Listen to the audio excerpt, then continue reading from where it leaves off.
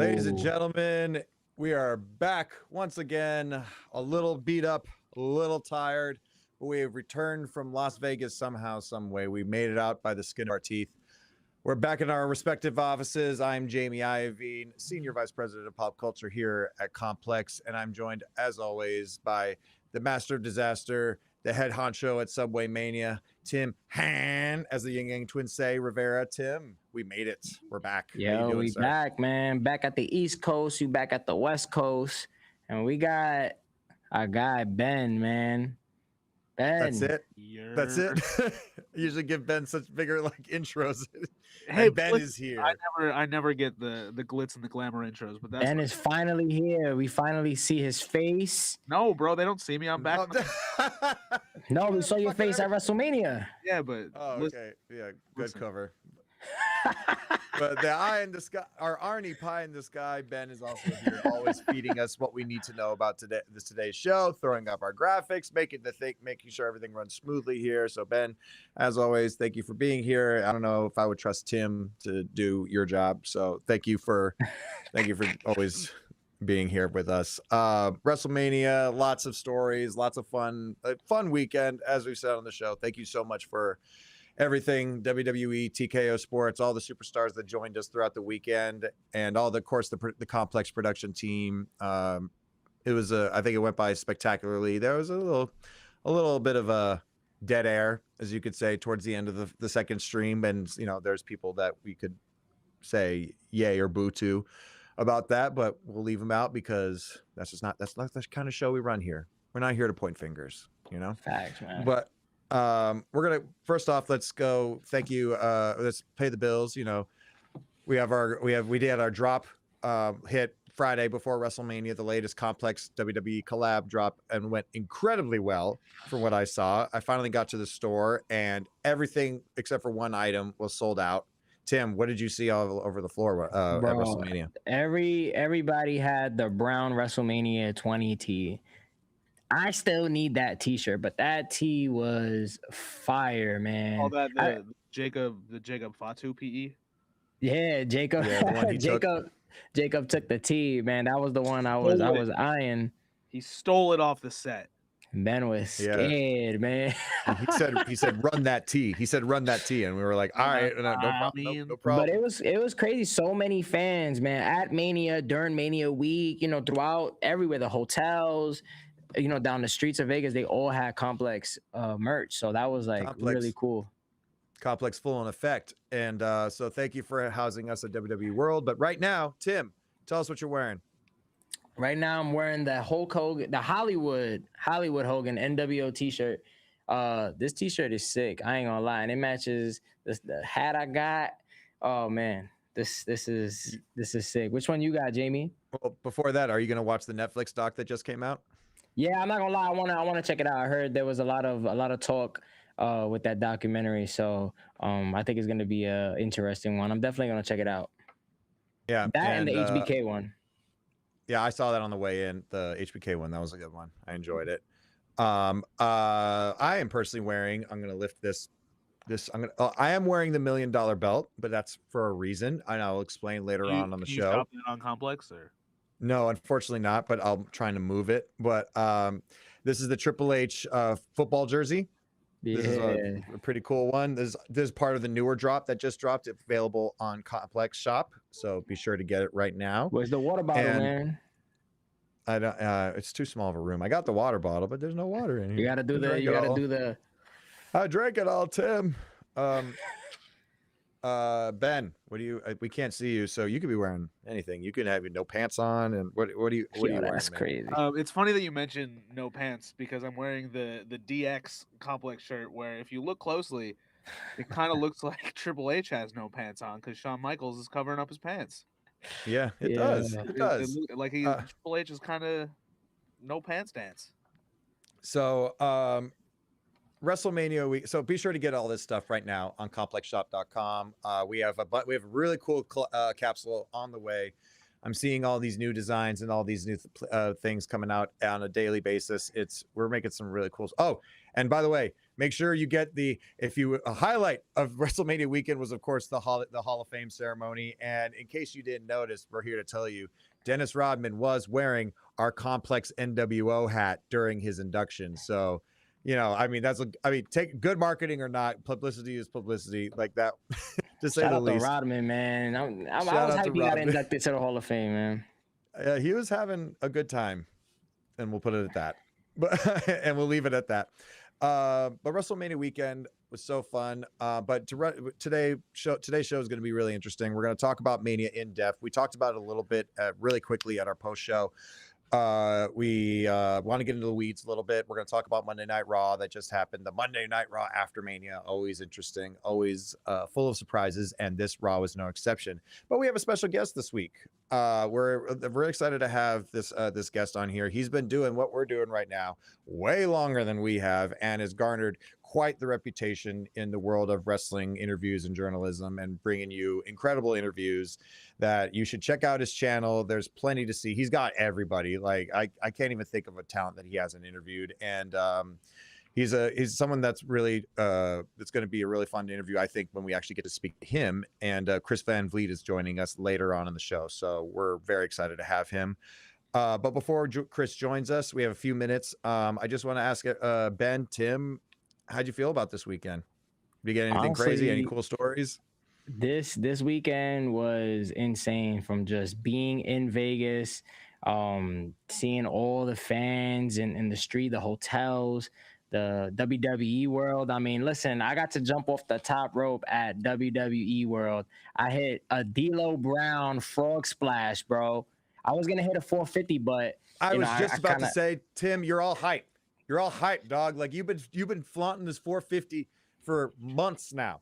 Bro, I was wearing cargo pants from Uniqlo, so like they're not that stretchy, so I didn't want to hit a 450, and then I ripped my pants, and then I go to Mania looking crazy. But Ben, that sounds like an excuse. But yeah, look, I think he's scared. I think Tim's scared.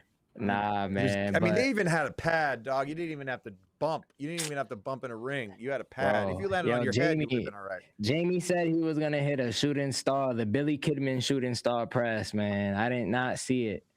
One day I will. One day I will. I don't have any fun stories because unfortunately I had to leave after our Friday stream to head to a wedding in Chicago. But the one, I guess, kind of fun story I had was Saturday night before the wedding started. We had a couple drinks at the bar, and as we know, the first hour was on ESPN2. So I asked the bartender if she could please, put WrestleMania on ESPN2. And nice. She was like, yeah. She goes, no, I'm sorry, we can't do that. Like, we're not supposed to put stuff like that on TV. So I slipped her a 20, and she promptly put like. What do you mean stuff? I'll let you use your imagination for what that means, bro. Slipped her a 20, and WrestleMania was swiftly on the TV. Bro, me and Jamie was at a bar, and we bumped into Chelsea Green, Maxine Dupree. Jamie left, and then Danhausen came in fully with the full gear. Pissed. Yeah, literally as soon as Jamie left, like 5 minutes, Danhausen came in. There was a crowd at the bar, and it's like, when you think about it, it's like, why? Like, how are we at a bar in Vegas and Danhausen is in full gear, cursing people, taking pictures? So I think that was really cool. I was not expecting that. I wanted my one-on-one shot with Danhausen that whole weekend. Thankfully, he went on the show the next day, so I got to actually get that shot. But I mean, I didn't. I had to crop you guys out. I'm sorry. I didn't want. I had to crop you guys out of the photo. But yeah, I'm so bummed I missed him. But I have a story before we get into probably like the craziest thing that happened WrestleMania weekend to me. So we're at, I was lucky enough to be invited to, lucky enough or unlucky enough, depending on who you ask, but to Gronk Beach, the official WWE after party, which was full of surprises. We had Tiffany Stratton was billed and she showed up. Lash Legend, Trick Williams, they all came through. Oba Femi was a surprise. He rolled up. Julius Creed was there full in effect. Then, out of the corner of my eye, a friend of mine that I hadn't seen in quite some time pulls up next to the booth where I was hanging out with, because I was friends with the DJ, and he's pointing. He's like, I'm with some. I was like, I turn around, and it is none other than Ted DiBiase Jr., matter of fact. And that was crazy seeing him around in general. You know, Ted's been in the news quite a bit lately, and you know, congrats on, you know, your successes in your trial. So, you know, all the best to you. But he came up, and Gronk saw him and brought him onto the booth, and Ted had with him this $1 million belt, and he gave it to Gronk. And what does Gronk do usually? Gronk spikes things, and he spiked the belt, which it was really kind of broke my heart because, you know, it looked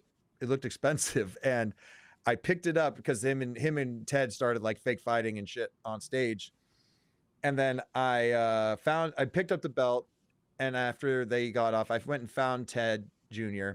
and I said, "Sir, here you go. You dropped this." And he said, "You know what? You got me up on stage on there. You have it." And I said, and then I looked in the back of the belt, and it is signed by his father. Oh, wow. It is signed by his dad. And I said, "Wait, this is like worth something. Like, don't just give it to me. Like, you met me, you don't know me from Jeff, you know, like why are you giving this to me?" And he said, "You know, just you're a good guy, man." Just like, so shout out to Ted DiBiase Jr. for giving me a signed $1 million belt by his father. Stand-up guy.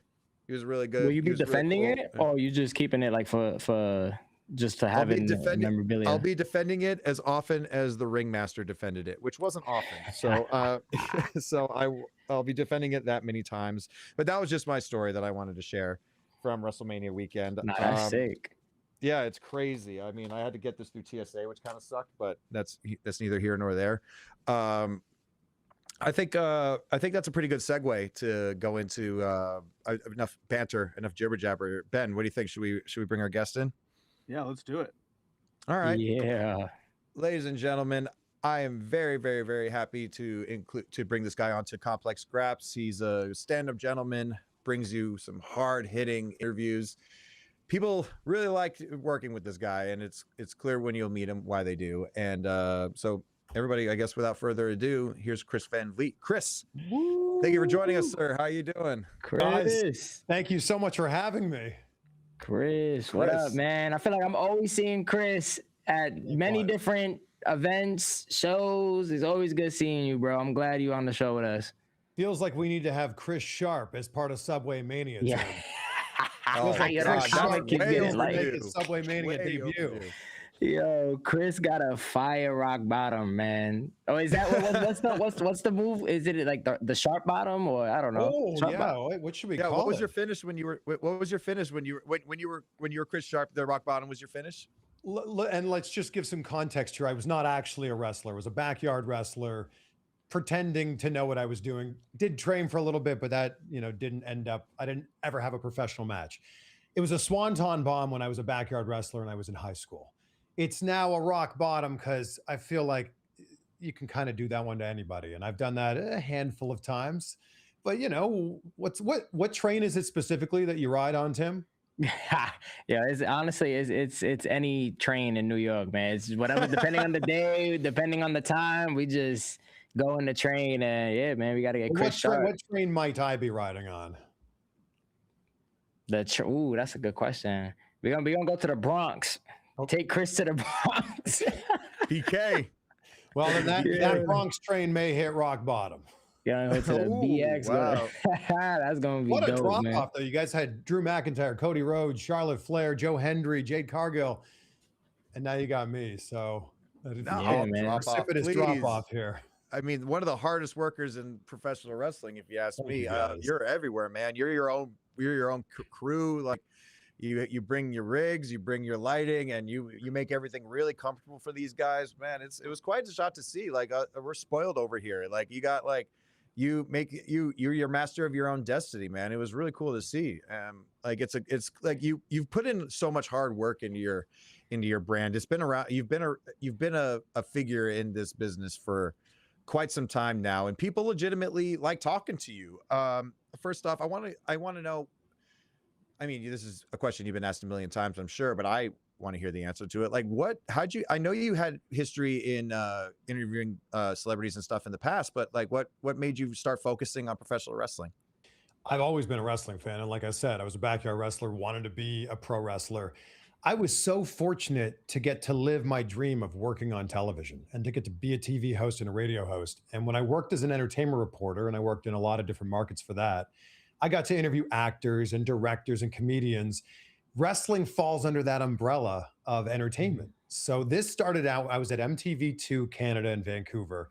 I saw that WWE was coming to town, and I asked my boss, could we interview a wrestler? And she goes, yeah, sure, we've done that before. And I was like, oh my God, I'm going to get paid to talk to a wrestler. That's where it began. Bobby Lashley was the ECW champion at the time. That was my first interview. And I just was kind of like weaving it into like every 4 to 6 months, whenever WWE or TNA would come to town, I would just weave it in as part of like my normal entertainment coverage. That's how it began. And these were early days of YouTube. And I just started taking, not just from the wrestling interviews, but any of the interviews I would do, I would take the full interview and put it on YouTube, because we'd only air like a 20, 30-second soundbite on TV. And I was just like, man, if someone's not watching this station on this day at this exact time, they'd never see this. So I just started taking those interviews, putting them online. And I guess now the rest is history. It's like turned into its own thing. That's awesome, man. I ain't gonna lie. And that's inspiring too, man. The amount of like years and work, you know what I mean? Like what Jamie said, you know, you got all of these guests and you're hitting all of these milestones. You're getting all the legends that I'm sure you grew up watching, which is epic. Do you ever have like moments where, I guess throughout the journey, where it was like a roller coaster, you know what I mean? Where you didn't or wasn't sure that you'll be at the position that you are now with the interviews? So I think 2019 for me was a big pivotal moment. I had been working in broadcast television, traditional media for my whole career at that point. And I started in 2005. And in 2019, I was shooting a lot of interviews. They were all being shot on my iPhone at the time. And like I was getting a lot of traction. And if you remember back to 2019, that was an exciting time in wrestling. AEW coming in, being the first competition in almost 20 years, people were excited about wrestling again. And I was getting a lot of wrestling interviews. And because things were going so well on the YouTube channel, and that was actually the year I decided to take the audio from that and put them on a podcast, things were going so well that I'm like, what would happen if I went all in on this? Because at that point, I think I just hit 100,000 subscribers on my YouTube channel. But I was like doing this in my spare time. There was actually sometimes I was like calling in sick to go do a wrestling interview. So I'm like, what would happen if I just made this my full-time job? And that was scary, man, because I quit my full-time job, Monday to Friday job, where I was hosting an amazing entertainment show, talking to some of the biggest stars on the planet. And I was like, what would happen if this was just wrestling? It was terrifying, but I made the jump, and it was scary. It still sometimes is scary, but how lucky am I to get to do this? I mean, if any of our listeners and viewers at home don't know who this gentleman is, I mean, you need to check out his page. It is a plethora. It is a treasure trove of who's who in wrestling. This man has interviewed everybody.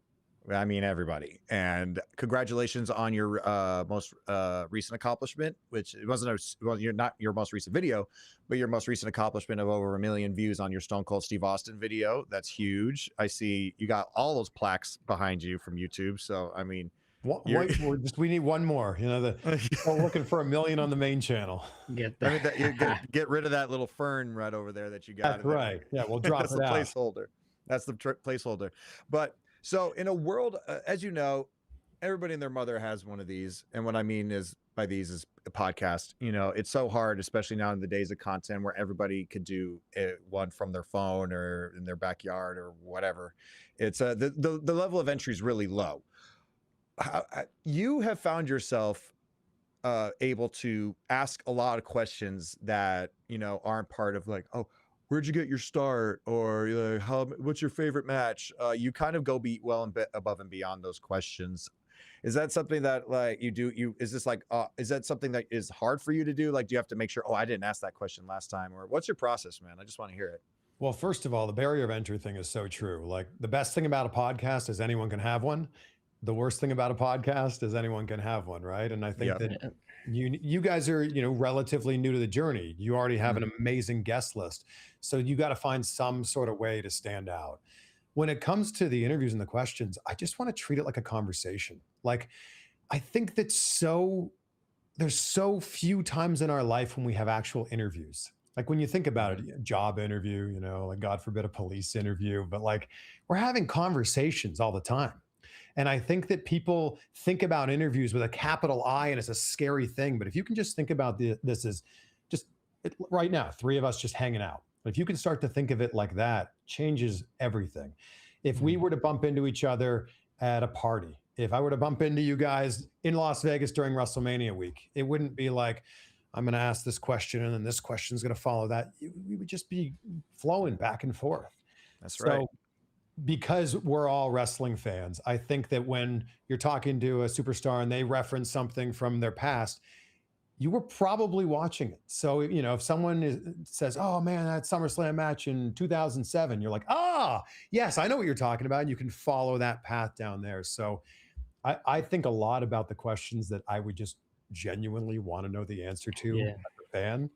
And I'm thinking selfishly, I want to know the answer. But if I want to know the answer and I'm a hardcore wrestling fan, hopefully there's other wrestling fans out there that would want to know the answer too. And the notes section on my iPhone is stacked full of potential questions for people I don't even know if I'm ever going to have the chance to interview them. But like, if it ever does happen, boom, we're ready to go. Manifestation. And also just, you know, to quote Matt Cardona, you know, always ready. There it is. There it is. And you are certainly not finished by any stretch of the imagination. Not finished. Not even started. Right. I want to get into WrestleMania weekend, and it was quite a weekend. You were obviously everywhere. One of the busiest, like I said, one of the busiest people in wrestling media. I want to get your takes on a lot of things, man. First off, a lot of crazy things happened night one, night two. I'm not going to ask you which night you liked more, but I do want to ask you what your favorite match out of the weekend was. My favorite match was the main event on night two. The storytelling with CM Punk and Roman Reigns. That match had this gravitas to it. Like that match already felt important, amazing build up to it. But the pacing of that match just felt important. And also so nice to have a WrestleMania main event with no interference for the first time in, I don't know how many years, a lot. That's a good point. Yeah, I didn't even think about that. That is true. Last year and then 40. But yeah, that was like a classic, just one-on-one match.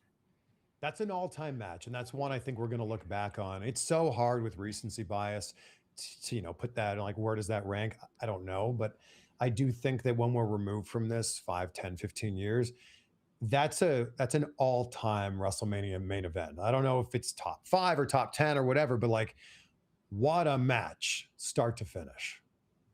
It was up there for sure. I mean, you even had Roman giving Punk his flowers for that match, which, you know, he doesn't do too often. Right. And yeah, to get Roman Reigns to break character, that never happens.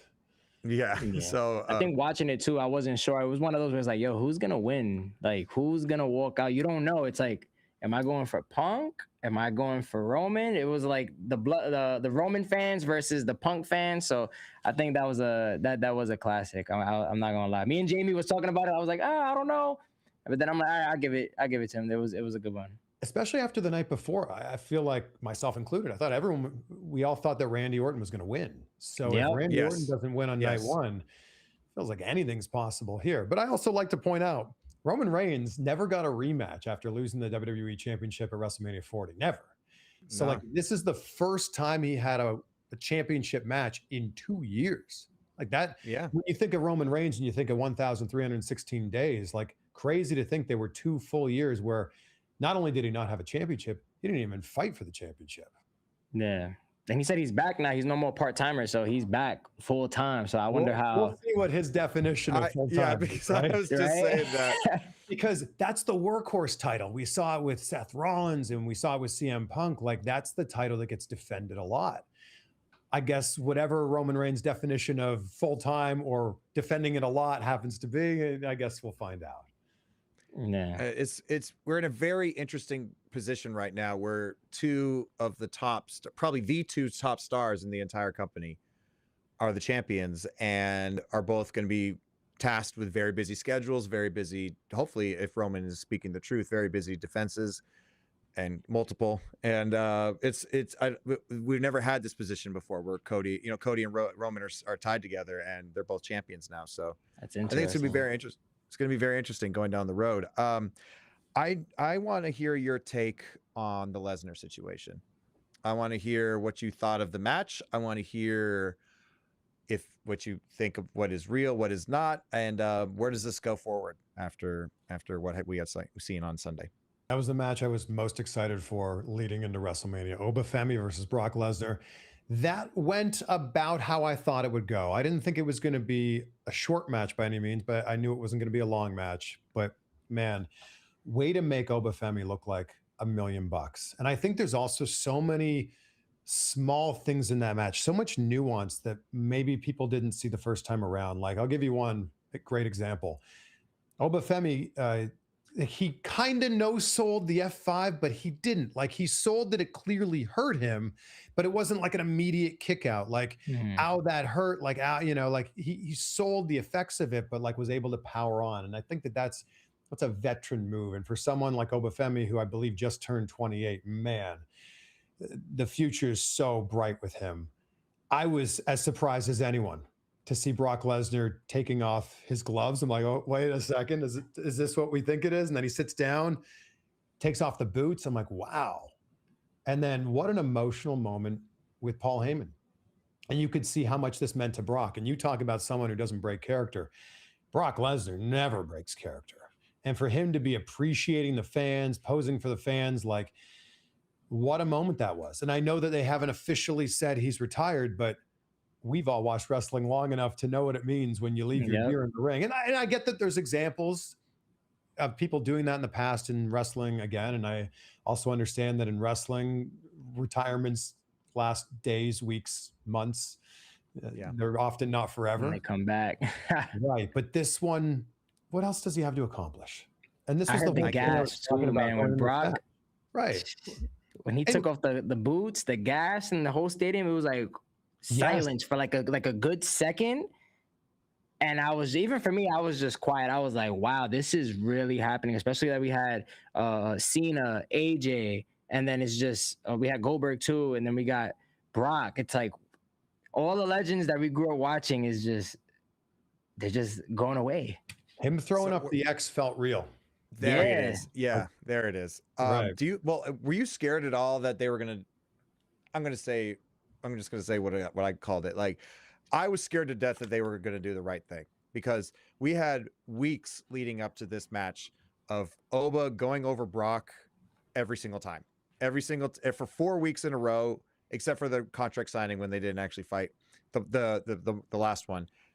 I just didn't see a world where Brock would be like not the one on top for 4 weeks in a row and then lose in spectacular fashion at WrestleMania. Do you think they were gonna do the right thing, or was it gonna be Brock Lesnar, Paul Heyman business as usual? I just looked at it logistically. Like, Obafemi has so much to gain from a win.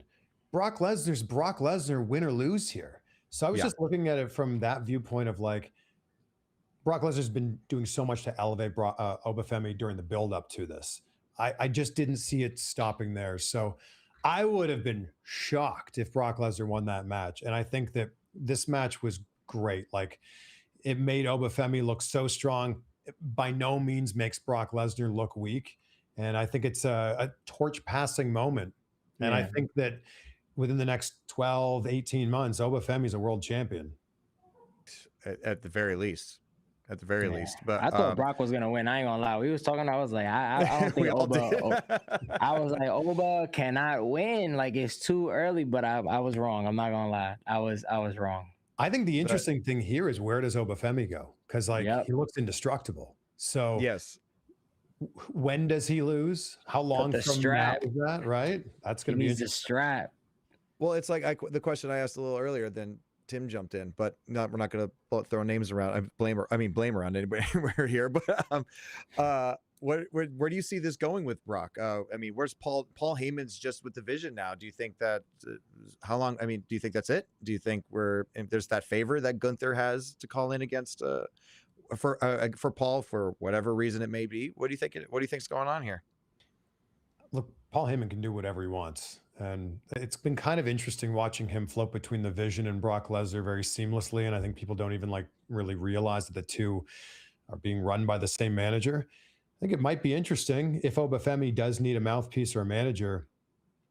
Brock Lesnar's guy, you know, if you're a Paul Heyman guy, it would make sense to put him there. But Paul Heyman seems to represent heels. So I don't know who's the next big heel. I could see, even though he's within the Vision, I could see like Paul Heyman breaking off and like maybe being more of a one-on-one manager with Braun Breaker. That feels like it's been teased. That feels like it's something that I think we could see in the future. But Paul Heyman can do no wrong. No, that's a fact. That's a fact. Yeah, Braun Breaker would be sick. I'm not gonna lie, especially with him returning at Mania. That spear when he ran, the whole ramp, that was sick. Yeah. And what a shot too! The drone following him. I was sitting. My seats were next to the ramp, and I remember looking forward, and I felt like when a train passes you, it's like the wind. Like, honest to God, I'm not even exaggerating. Just and I looked backward, and he was already in the ring, and it was I've never seen a human move that fast before. It was incredible. I want to hear what do you think of all these call-ups that we just had this week, this Monday? It was Monday Night Raw after Mania is always special, but we got a few talents coming up. I want to hear what your thoughts are and what you see in these guys. Feels like it was just a matter of time for everybody that got called up. And it's no secret I've been friends with Ethan Page for a long, long time. Yeah. We're from about an hour away from each other in Canada. That guy is so incredibly talented. Corey Graves said it, like one of the most complete superstars on any roster. It's just a matter of time before he made it to Raw. I can't wait to see what he does. Sol Ruca, what a star, total package here. And I think that this is the cool thing about the Raw after WrestleMania. There's always like who's going to return? We got those returns on night one of WrestleMania, so you can kind of scratch those off the list. It's like, all right, now who's going to debut? Who's going to get that call up? Yep. I can't wait to see what's next for everyone that got called up. Like, the future is so bright when you look at either the people that are in NXT or the people whose age begin with a 2 right now. Like, man, we're going to be good for a long time. Yeah. Yeah, I was hyped Sol Ruca came up, man. Sol Ruca, her Soul Snatcher, and Zaria's gonna. I feel like them two together is similar to like how Trick and Mello. It's like a timeless rivalry. So it's good that we have it in the women's division too. So agreed. Yeah, I can't wait to see what's next here. How did you feel about the Money in the Bank match? I mean, not the Money in the Bank. The ladder match, Intercontinental Championship. Yeah, sorry. Oh, dude, what a match! And that Javon Evans Rusev cutter. I saw Rusev on Monday, and I was like, bro, like, you know that you had like the WrestleMania moment of the weekend. And he's like, I know. He's like, Javon kept practicing, and I was like, you're gonna be good, man. You're gonna be good. You're gonna be fine. And like the timing on that's like milliseconds. That was great. I'm not surprised to see Penta retain. Man, that's the kind of match we need every year.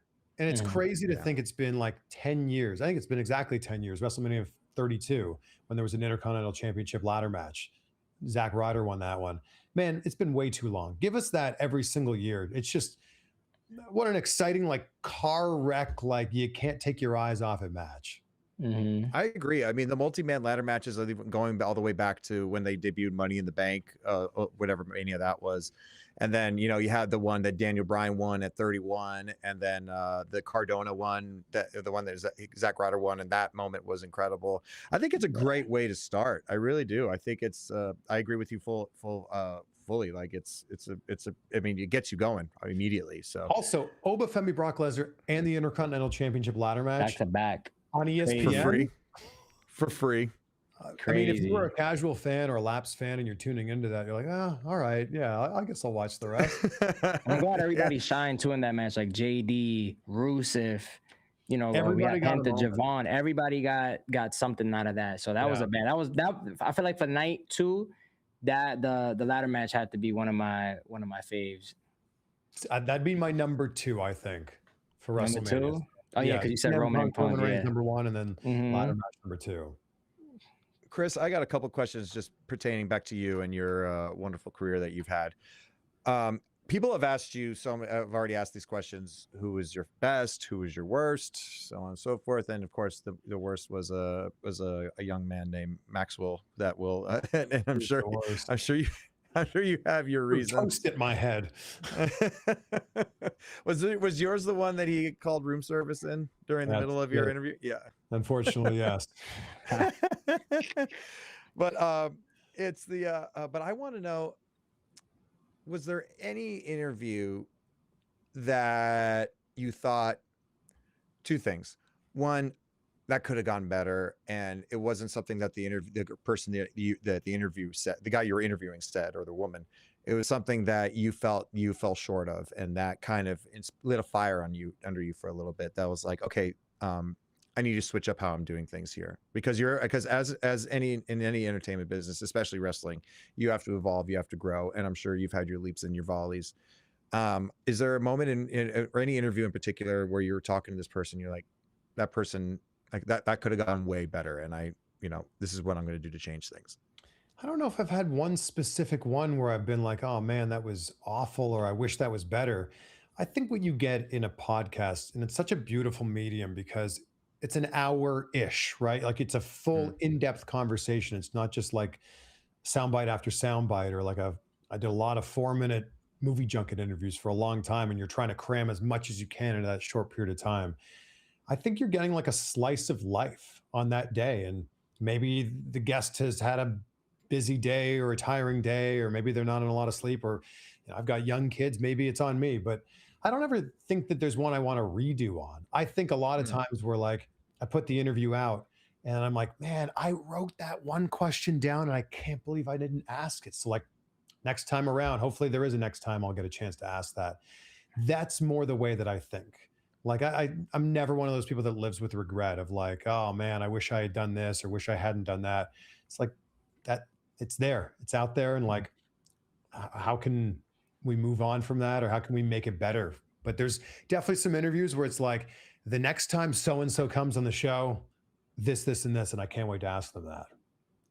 Outside of podcasting and, doing interviews, what else is something that Chris Van Vliet would like to do in the wrestling space? I feel like there's so much to do. Even if it's not about being a wrestler, or even cinematography. I don't know, anything in the creative wrestling space. Man, I've been so fortunate to do what I've done. But I think that if there's one thing I haven't done yet, it's appear on Subway Mania. So the one thing I need to do is get Chris Sharp on that train to the Bronx and see what happens. Yeah, Chris, you got to get put through a table, man. Look, I'm sure I'll be in New York before then, but I know for sure I'm going to be in New York in July for Fanatics Fest. I'm doing a live show there at Fanatics Fest. So if I'm in New York for 4 days, we should be able to make this happen. Yo, bro, that'll be viral. I'm not gonna lie. Chris, he's calling his shot right now, Tim. He's calling the shot. Yo, I'm down, up to you. Man. It's up to you. It's up to you to Chris, make it happen. I'm taking your word for it, man. I'm taking your word for it. I want to finish with one because we appreciate you joining us, man. Like this has been really fun just talking to you. And we'll hope to have you back again just to chop it up some more about this business that we love so much. What is it that you think? Because there are so many, there are so many of us that do this. Some are blessed to talk to actual talent and wrestlers who have done this in the past or are currently doing it. And then people just talk to themselves about it. What do you think of the current status of wrestling podcasts, interviews, in terms of does anything is there something you would change for people to for everybody to win at these kind of things? Is there something that you think that I don't know, do the way people need to interview need to change, because it's so as you said, you want to make it a conversation. It's so formulaic. Is there how would you impart on someone who's just getting started with a microphone and a laptop in their basement? How would you coach them to get them to that other level? I'd say the one word that you need to do if you want to be a great interviewer in any, not just wrestling, whatever you're doing, is listen. I think that's the biggest thing. So many interviewers, especially early on in their careers, will ask a question and they are so wrapped up in their own head of like, what's next? And I've written down all these questions and I wrote that down as my first question. And my next question is going to be this. Like, just be present and in the moment. Larry King has a great quote that I love. I've never learned anything while I was talking.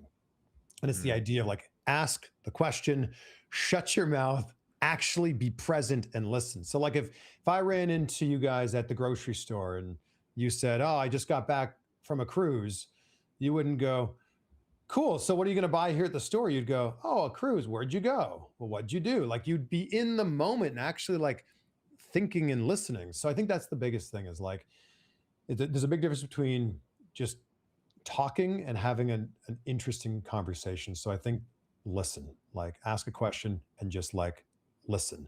And also you can't do enough research. Like you should be able to know enough about your guests that if they start talking about something and you didn't write it down, you can go, oh, that's the thing they're talking about. Okay, yeah, we can follow along with that. But the great thing about YouTube and podcasts is like we all have a phone in our pocket with a great camera on it, great microphone on it. If you've ever been thinking about doing it, now is the time to do it. Like take your phone out, just start, just hit record, do it. Understand that your first episode's going to suck, but it's at least you did it.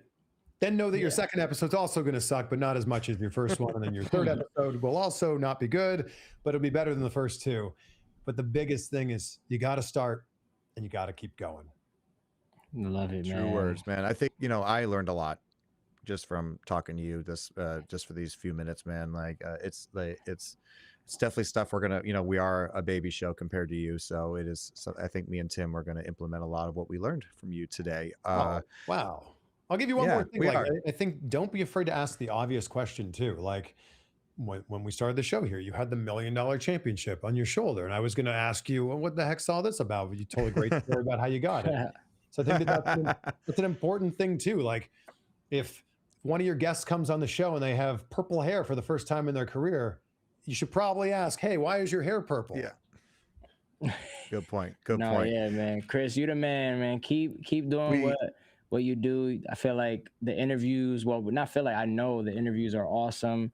And I can't wait to see who else you're gonna interview, the more success you're gonna have. And Chris Sharp, Subway Mania, man. Let's talk about the eyebrow.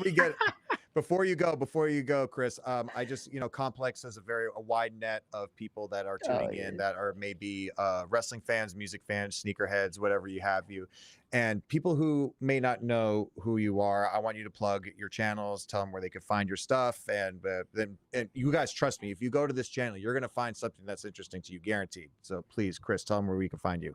So here on YouTube, go check out my channel. It's just my name, Chris Van Vliet. I've also got another channel, CVV Clips, if you just want to watch a few moments from those interviews. Some of my recent guests, some of my big guests include Stone Cold Steve Austin, The Rock, Cody Rhodes, The Undertaker, and lots of other people that you might have heard. Dave Bautista, John Cena, lots of other people like that. If you listen to podcasts, go find my podcast, Insight with Chris Van Vliet. And yes, I'm the guy who asked Anne Hathaway that question about her workout routine. The Forward Younger. We weren't gonna bring it up, but it's here. Now, I'm kidding. Yeah, I mean, Chris, you're the poorly worded question about a subject I find interesting: diet and workout routines. The past is the past. The past is the past. We know the caliber man. We know the caliber man you are. We know the gentleman that you are. So it's water than the bridge as far as I'm concerned. But I once again, for me and Tim, thank you so much for joining us, man. We want to have you back, like I mentioned earlier. So much happens in wrestling, and we just can't wait to see what more you're going to put out, man. Thank you so much. And congrats to you guys on doing this. Massive guests already, so keep this thing going, and let's do the next one in person. Yeah, hopefully we get one of those cool little trophies as well. That's what we're going for. It's a matter of time. All right, man. So thank you so much, Chris. Appreciate Have a good week, sir. Appreciate you, brother. Shout out to Chris, man. Chris is awesome.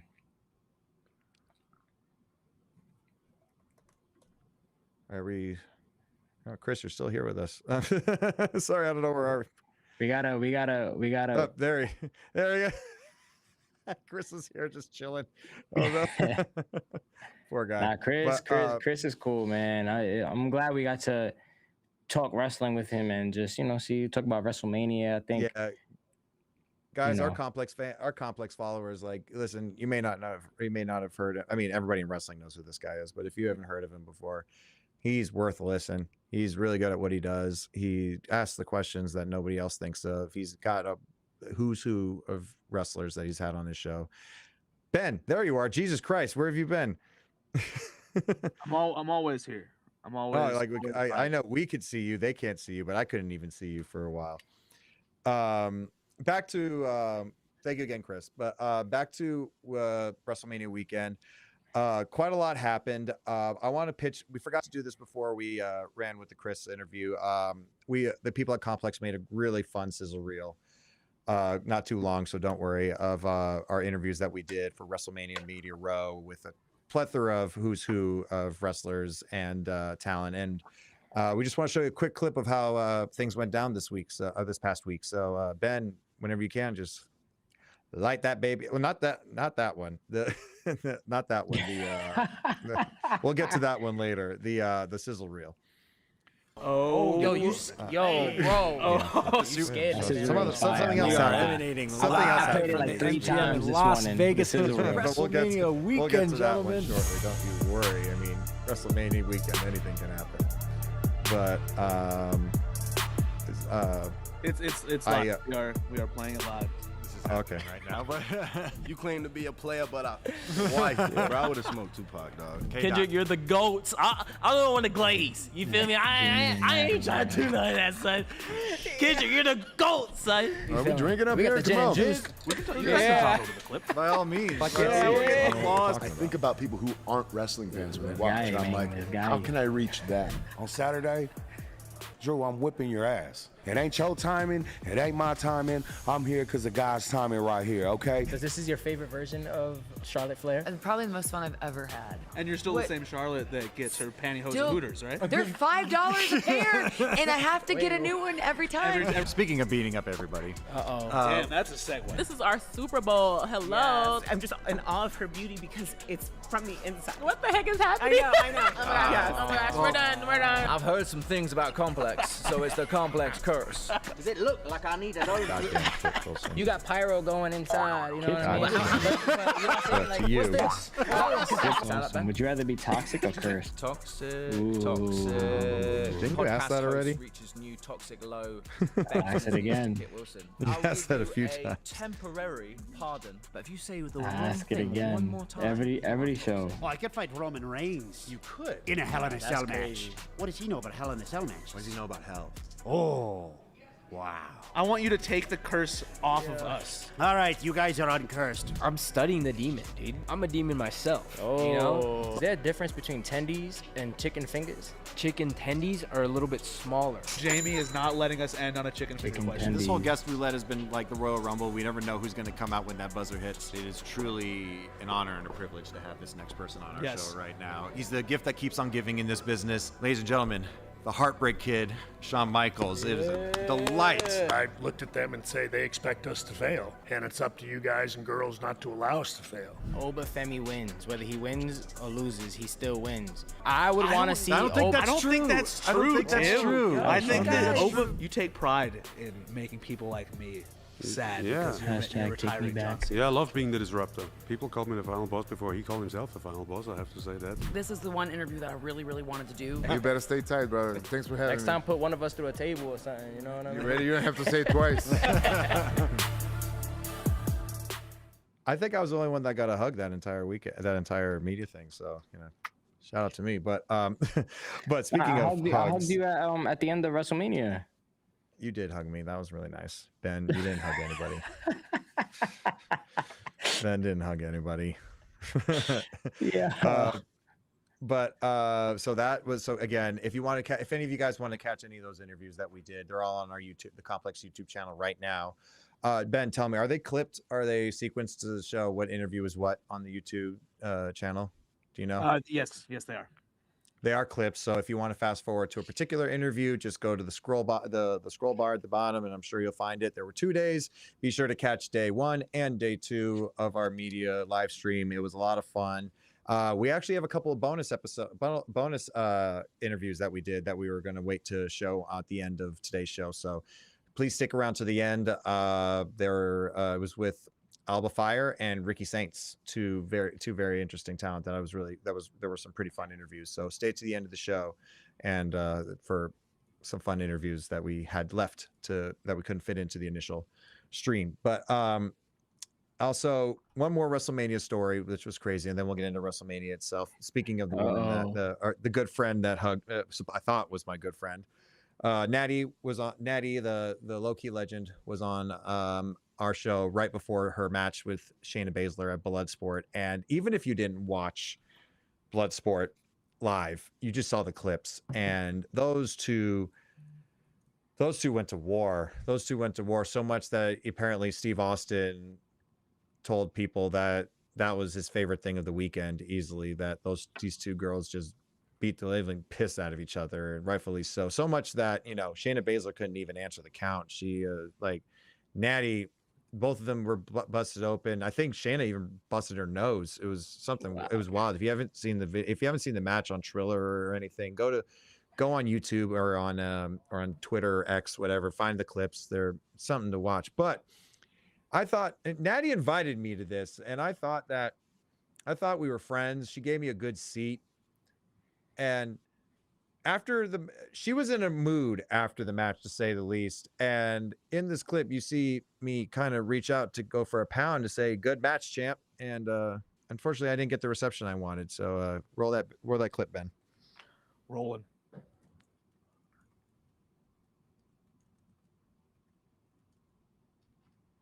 She was pounding everybody else. And there's my fist. And she did not like that whatsoever. Pushed me back. Didn't know what I did. And she wasn't finished there.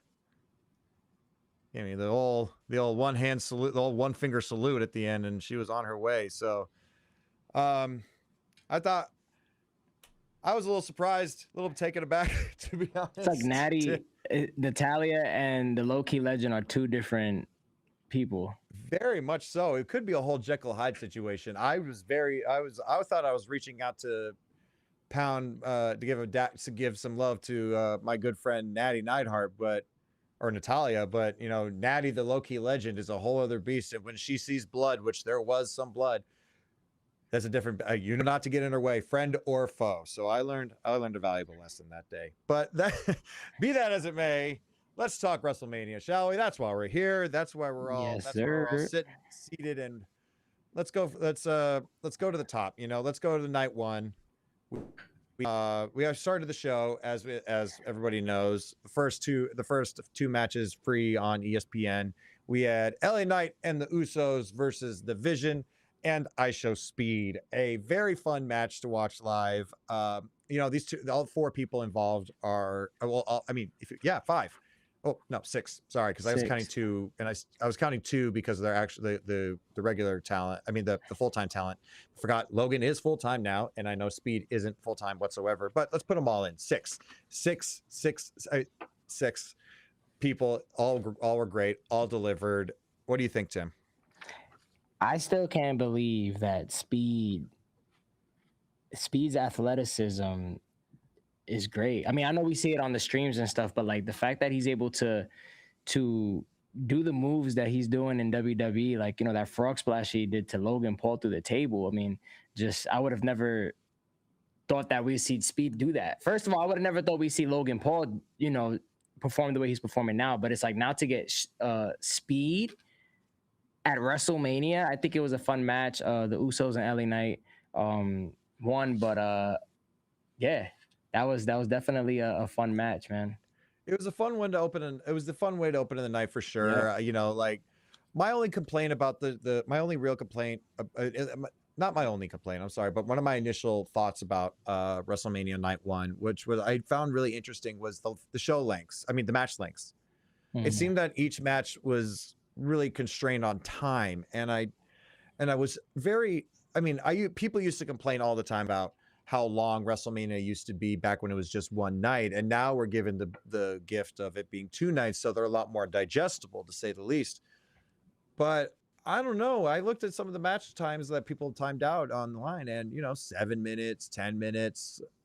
Other than the main events, people kind of were stripped for time. And as much fun as this match was, I could have seen it go longer. But back to what happened, as everybody knows, IShow Speed was kind of ordered to give the killing blow to finish the match. He wouldn't do it. This resulted in the Usos and Knight able to capitalize off that and get the win. After the match, Logan, I think he started attacking Speed, did he not? Yeah, I felt like Logan. We were seeing that from a mile away, man. Speed and Logan, they weren't really on the same frequency. I remember because Speed was cursed by Danhausen. Yeah. So it's funny how Danhausen has some type of role in this storyline, if you think about it.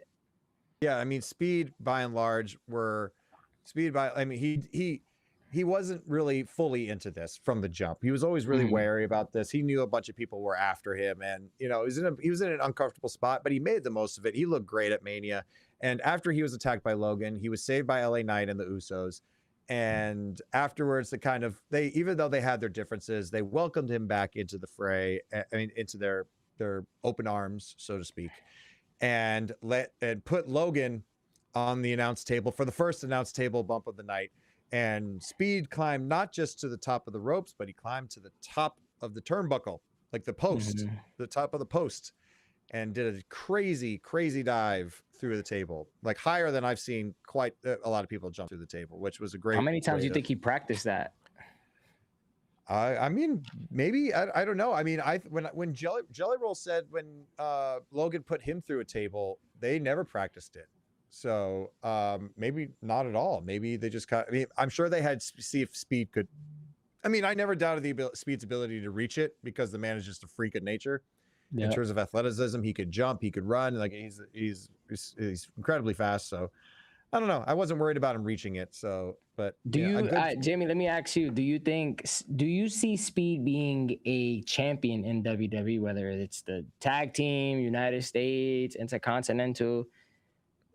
Not immediately, to be fair. Not immediately. I do think that given some time, maybe he could have some some fun with a belt. Don't they have the Speed Championship? That's on NXT. Oh, that's right. Yeah, that's on NXT. So we don't have that on just yet. But on the main show. But I mean, he could go to NXT to get this. I mean, Speed having the Speed Championship would be kind of funny. That would actually be fun. Yeah. So next up, we had Jacob Fatu versus Drew McIntyre in an unsanctioned match, and these boys had some fun. It was a very heavy-handed match. Lots of weapons, a wrench, a chair, lots of toys. They got to play with a lot of toys. My personal opinion is I'm happy Jacob got the win. I'm glad Jacob looks really strong that night. I think he came out as one of the people that looked the strongest out of night one for sure. I think with the build with this and knowing what Drew and Jacob are capable of, I guess I expected more.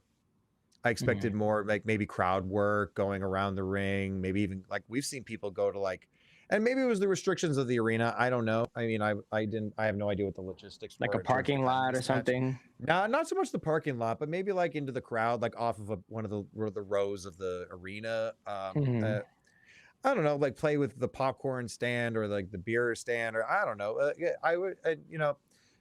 I thought it could have been more. I'm not saying it was bad by any stretch of the imagination. I was thoroughly entertained by the match, but Drew has shed blood a lot. I'm not asking, and by no means am I ever asking people to shed blood more than they need to on wrestling, but it was vicious, but it could have been brutal. And I think brutal is what they needed for this one. So that's my take. What about you, Tim? I feel like it was, I see what you mean. I enjoyed it. I feel like I was expecting just overall maybe like a few more minutes longer to the match. But I think the spots were cool, like Jacob doing that senton. I think that's what it's called, a senton through, and then he missed and he put him through the table, like that was cool. And then Jacob, of course, doing that moonsault. They brought the toolbox, they had the wrench and stuff.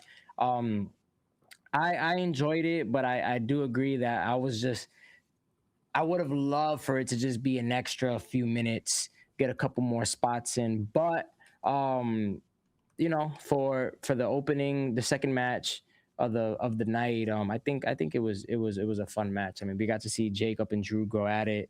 I think this does leave it open for them to have another match later on down the line, or maybe Absolutely. Drew's. Yeah, if Jacob, because we saw at Raw, Jacob and Roman, they're confronting each other for the championship title, for the championship. Yeah, well, we'll get to that, but yeah. But could Drew interfere in that match? If there is a match between them, to run it back, you know what I mean, at another PLE or Saturday night's main event, But I think I think it can't be just that they ended it at WrestleMania. I think there's a little bit more. Down the line for sure. I think there's definitely more juice to the squeeze in that one. In that whole feud. I do want Drew. I do think this one first off, Drew's on SmackDown, so the logistics wouldn't really. Not that it mattered in the build coming up to this, but I do think that I do want Jacob to move on right now. Yeah. I'm not saying don't go back to the well, because you completely can, but I think this was a good little temporary cap to this one. I do, because he soundly beat Drew. It wasn't like full of like shenanigans or anything. It was a sound defeat. Yeah. And I just want, like I said, like you mentioned earlier, Jacob's on to bigger things now. And I'm really interested to see where that goes. I don't want him to get derailed just yet, but maybe, Backlash is but we'll get to that. We'll get there. Let's not get too ahead of the horse here. Let's not put the carriage in front of the horse just yet. I get excited. Yeah, I get excited. Next up, we had Gunther versus Seth, which for whatever reason is just bragging rights as far as we knew. A great match. Probably match of the night, I would say. Don't you think, Tim? I feel like you called that one. You said it was going to be a good match. I didn't think it was going to be a good match, but I was just like, damn, why are they pairing Rollins and Gunther? But it was great. It was a real Graps match. It was a great Graps match. Match of the night, in my opinion, for sure. I didn't expect anything less from either of these guys. Both hard hitting. Both are at the peak of what they do. Prime. If they're not near it, if they're not in it, they're near it, to say the least. And it was great. The finish, even though, I've mentioned this on the show before, I'm a stickler for matches of this caliber not having a clean cut finish to not a clean cut finish to the ending, but this finish made sense. It needed to happen to further progress the story. We had a returning Braun Breaker who we've all missed very much, hitting a spear ringside on Seth Rollins, seemingly out of nowhere. Even though he had that long ramp to run down, it felt like out of nowhere because he moved so damn fast down the ramp, and just obliterated Seth with a spear, allowing Gunther to take advantage of that and slap on that sleeper hold. And that was all she wrote for old Sethy. And it's a great match, great return for Braun Breaker, who proceed like your boy Jay, he ran it back. Did he not, Tim? I feel like honestly, Braun Breaker was that missing piece for WrestleMania. Like, I think before he left, it was more so like, damn, is he going to be part of the card? Is he going to maybe have a match for the title? So having him back, return at WrestleMania was definitely, it felt complete having that moment, because Braun is a beast, man. I would love to see him as a world champion one day, and ASAP, as soon as possible. Yeah, it was such a shame that we didn't get him involved in the match, in a proper match, specifically at WrestleMania this year. Because he was due, and he was ready to go. Injuries are a bitch, man. They come at the worst time. There's never a good time for an injury, no matter, especially in wrestling. Yeah, of course. The stadium. Oh my God, that's how you know the WWE universe missed Braun Breaker, man. That was they did miss him. Electric. And when Braun came back for that second spear, if you noticed, Seth took a full one on head, like full on the first time. He saw Braun going all the way back up to the ramp and was running as fast as he could for a second spear. And I'm not going to give Seth any shit whatsoever for kind of cheating to the left a little bit. So it wasn't a full on impact because goddamn, like taking one of those is enough.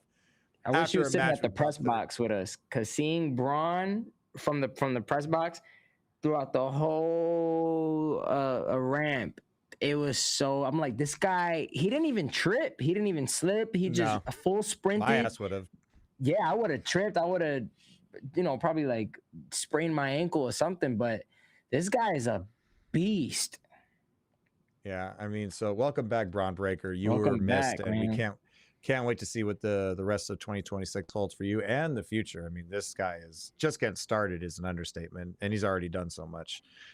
Then we had, this was fun. So then we had the 4-way women's tag match, which was we were looking forward to that, I know, because Charlotte was on the show a couple times now. Yeah. And she's a friend of the show, as far as I'm concerned. Sweet lady.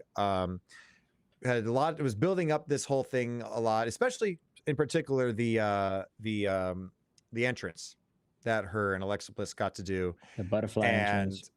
And the butterfly and the moth entrance, like the contrast between characters was so great. And I love that Charlotte's wings were so big because Charlotte is taller, and Alexa had smaller wings, not small, but they were smaller because she is indeed a smaller competitor. And the change between like colorful and majestic and the moth that, tributes to Bray Wyatt and all that stuff. I thought it was such a cool visual. They did not disappoint on their WrestleMania entrances, and by and large, all 4 of them had great entrances. I thought the Irresistible Forces tribute to Demolition, the white Demolition fit, that was fire. That was absolutely fire. I thought that was great, and it was cool to see on social media Demolition taking pictures with them in their full Demolition gear. That was dope. I really sick, they didn't disappoint either. But the return. First surprise of the weekend, Tim. We were questioning whether or not Nikki Bella was in fact going to make WrestleMania. She was talking like she was, even to the day, the morning of. She showed up to the ring with her gear and it looked like that morning she was ready to go, but she came out in crutches. And Tim, she had a surprise for us. Yo, Paige, guys, we got Paige back in the WWE. What a time to be alive, man. We got Paige, we got the Bellas, and we got AJ Lee all competing in the same WrestleMania 42, guys. Like, who would have thought, man? We've got 2013 WWE back. You know what I mean? Total Divas are back. Total Divas are back, man. And then it was sick, man. Like hearing Paige's music. I wasn't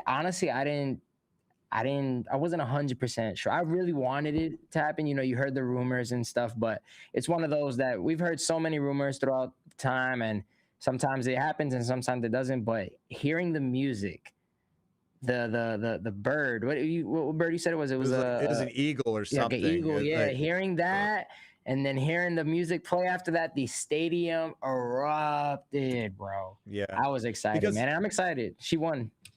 Because it's not like we were the only people that were hearing these rumblings about Paige's potential return to the WWE, but even people who were expecting it, you're not sure still. Until that music hits, you're not 100% sure. And when the music hit, like you said, the crowd went nuts as expected. I knew that if she was going to come back, the crowd was going to welcome her back with open arms, as they should. Paige She did not miss a beat in the ring. She did not miss a beat. She looked great in the ring. She meshed great with Brie, and they had a fun match. And it was a fairy tale ending for Paige and her Total Diva sister Brie Bella, and who are now the new women's tag team champions. And we talked about this a little bit on the post show.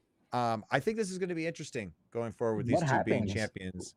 Once Nikki Bella heals, like how does that work? Is Paige just keeping the title temporarily for Nikki Bella? Like, well, how does that work?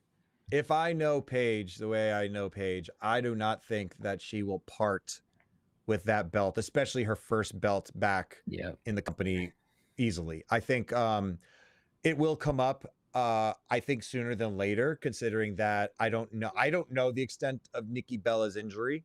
I don't like, I'm not a doctor by any stretch of the imagination, but it doesn't seem one that'll keep her on the shelf for too long. And she will be back, I think, within the year at least. And I think that this will cause something. You know, I said it on the post show. They had plans. Nikki and Brie had plans to reunite for the first time in years and become the women's champions. And that was thrown aside because of injury, and you can't really fault that. But I think Nikki's going to be looking side eye at while she's on the outside, because she's going to accompany them to the ring, all their title defenses, thinking that should be me in there.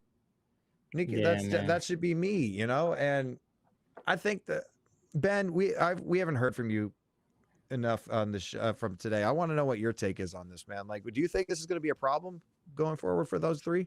Yeah, I mean, I think Paige is always a problem. I think that Paige is the type of person that, you know, lights the ground on fire that she walks on. So once Nikki comes back, I definitely foresee the three of them getting into some scuffles. I think that the easiest thing for them to do is like kind of paint this storyline where the three of them have tension and it costs them the tag belts, and then they can go into some sort of a program between like Paige and the Bellas. I think that makes the most sense to me. But back to Tim's point earlier, I'm just stoked that Paige is back. She's one of my all-time favorites. Her winning that Divas belt off AJ Lee the Monday Night Raw after Mania, her debut. I mean, that's an all-time WWE moment for me, especially in the Ben was crying. You cried a lot this weekend. Yeah, you guys always love it when I cry. So I just, that's why it's beautiful, man. It shows you have a soul. That's why Kit Wilson likes me and not you, Jamie. That's a fact. I can't wait to see the matches, man. I'm starting to build my interview guest collection over here, and I'm still awaiting my Joe Hendry shipment. Absolutely, there's somebody missing because he doesn't have a current figure, so that's his fault. That's not on me. I'm not trying to exclude anybody. I could get Kit Wilson as part of my interviewee collection. You got to get Van Vliet too. Van Vliet got a figure. He's got one of the Cardona figures, right? Probably from one of his lines. Yeah, I'll get one of those. Yeah. Yeah, they get it. That'd be sick. Kit, they only got your Pretty Deadly figure out, and I'd have to go on eBay to find it, and I've been called toxic, so I don't know if I have the time to sit for eBay. You gotta get Danhausen. And you're poking the bear, Jamie. I really am. I'm in a mood today, but but be that as it may, let's move on to the next match, which was Becky Lynch and AJ. Is that the next match? Yeah, that was one on the card. Becky and AJ. So Becky and AJ had I thought a great match. It was first off, that entrance. The entrance is. I want to hear what you felt about those entrances, Tim.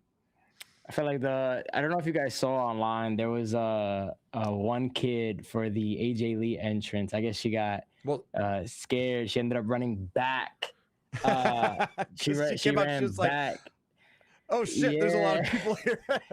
Yeah, but imagine like growing up and you're like, oh man, I can't believe that I ran back. But then again, that's a moment because that went viral on social media. But the entrances were cool, man. AJ Lee had everybody skipping. Becky came out. All the little girls. Yeah, Becky came out. I said it, man. Well, we all said it. Becky was hungry. She needed that belt back. And accompanied by the ring to the Wonder Years, which was a cool by the Wonder Years, performance. which was cool. Mm-hmm. And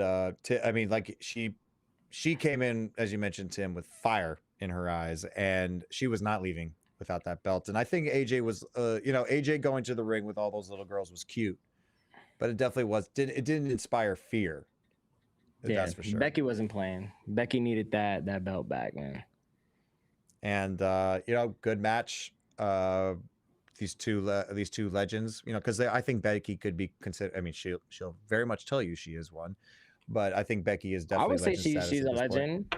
She's definitely a legend. No doubt. No 100%. doubt. And as we mentioned, we predicted it. It was a great run, short, but maybe by design. And Becky Lynch is once again your women's Intercontinental Champion, and I think we're going to hear plenty about it once she's back on the microphone. And I don't know where AJ's going after this. She doesn't sound like she's going to be back right away. She did mention at the post interview that her only regret is when she left last time, she didn't get a chance to say goodbye. And she's not saying goodbye right now, but she does want that opportunity this time. So I do think I think we're going to see AJ again, you know, down the line. There's There's no way Paige is back and we don't get an AJ Lee versus Paige match. There's no way. Or a tag team, you know what I mean? Like, I think imagine how sick that would have been, AJ Lee and Paige winning the WWE Women's Tag Titles. That would have been sick. Yeah.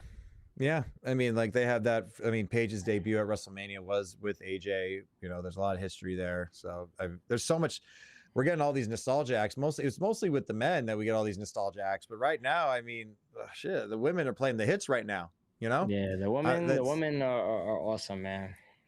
Yeah, they're really so congratulations, Becky Lynch, new Intercontinental Champion. And then if my list is correct, we had Liv Morgan versus Stephanie Vaquer for the Women's Heavyweight Championship. And I wasn't sure which way that would go. Liv had her incredible entrance with the new song Trouble that she just debuted. That's a new song now, man. Yep, she was spearsing it up. She had the dancers and they were ripping her clothes off, and like it was a music video live on the WrestleMania stage, which, you know, had a lot of like older fans be like, that's not the wrestling I grew up on. And I grow up, man. This is 2026. It's 2026, man. Everything evolves, man. Yeah. But what I want to know what you thought of this match, Tim, particularly. I want to hear specifically from you. I want to hear, I mean, like, obviously specific. Who else would I ask? Ben? No, I'm kidding. But I want to hear your thoughts on this one. I think what you mentioned earlier, that I wish the build, first of all, the build to this match has to be one of the best builds in my opinion in a women's wrestling match for the championship. It felt real. I think it was real. You know, like Liv was coming into WrestleMania with a knot on her forehead. But I wish the match would have been a little bit longer, because Liv Morgan, Stephanie Vaquer, they are phenomenal athletes, and you know, I just wish it was a little bit longer. But I think overall, Liv winning, for some reason I thought Stephanie was gonna retain by maybe Roxanne or Raquel turning heel, but I guess the loyalty is still there when it comes to Liv Morgan and the Judgment Day. And if anything, they came out to support Liv Morgan. So her winning, I think this is a new reign, a new era for Liv. She got new music. She got new entrance music. She has a new song that she's singing. This is a new version of her. So I still don't know if the Judgment Day is going to take that. They're going to roll with her 100%. I see down the line something happening, because we lost Finn, and now it's just, you know, the Judgment Day is just losing their numbers. Yeah, exactly. So, yep. So, wait, so we got Liv, we got Roxanne, Raquel, Dom, and JD. Five, also, it's five. Sorry, yeah. Five, and JD. Yeah. Yeah, man. I think you know, it was a good match. I was just so excited. I wish they would have had an extra like few minutes just to get a couple more spots. I mean, I think one of the biggest holdbacks of night one, and why a lot of people were more inclined to enjoy night two versus night one, is, and not to say night two didn't suffer from this as well. I think it did, but it didn't help night one with the match times.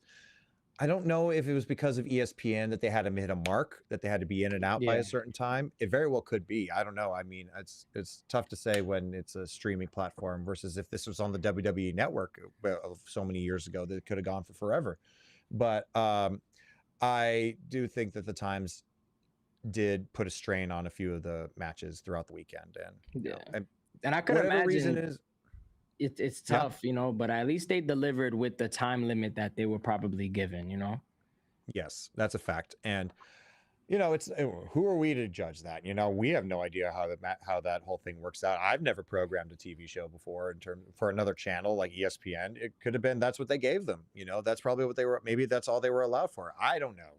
But again, a lot of these, like you said, a lot of these matches, especially with like the Liv Morgan Vaquer match, could have breathed a lot more. So I would have appreciated that.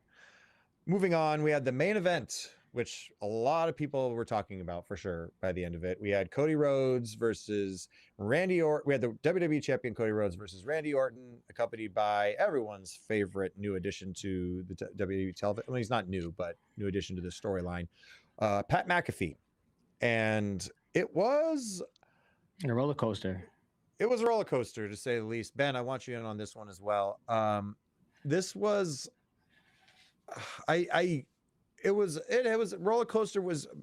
Tim, you nailed it. I couldn't explain it any better. It was roller coaster, bro.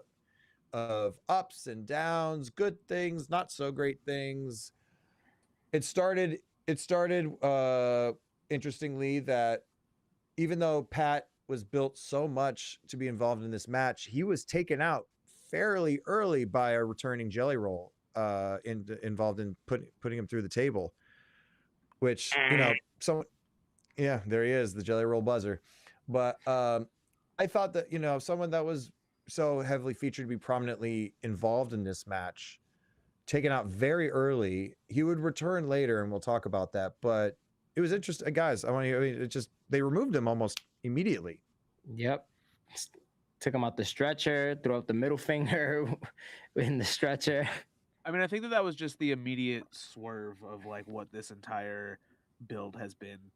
There's been so many twists and turns and people unhappy with Pat McAfee, and then, you know, he gets involved and you basically shoo him off right away. He leaves the stadium, you think he's done, and it's just another swerve. He comes back later and he's involved in the decision and like has a huge impact on the decision because, you know, Randy turns on him, RKO's him, and Cody takes advantage. And I think that's just kind of been like what this entire feud has been. You know, Randy Orton and Cody Rhodes, you think that that's enough to bill on its own. Then you get Pat McAfee involved, you get Jelly Roll involved.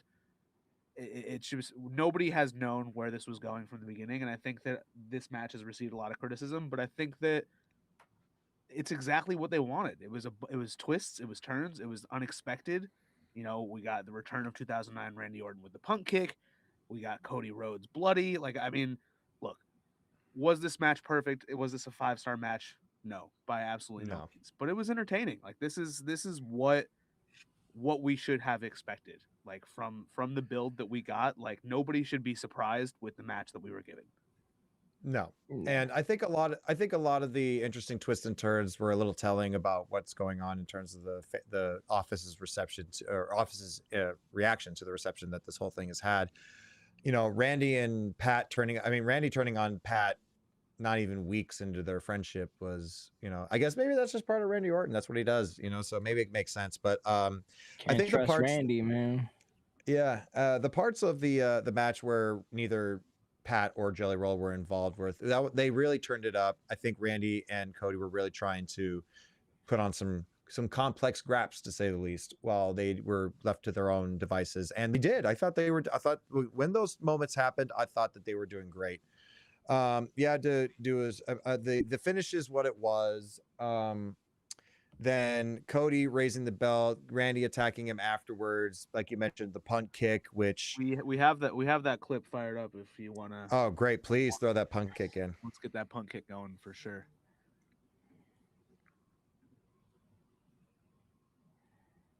Oh no, Randy, don't.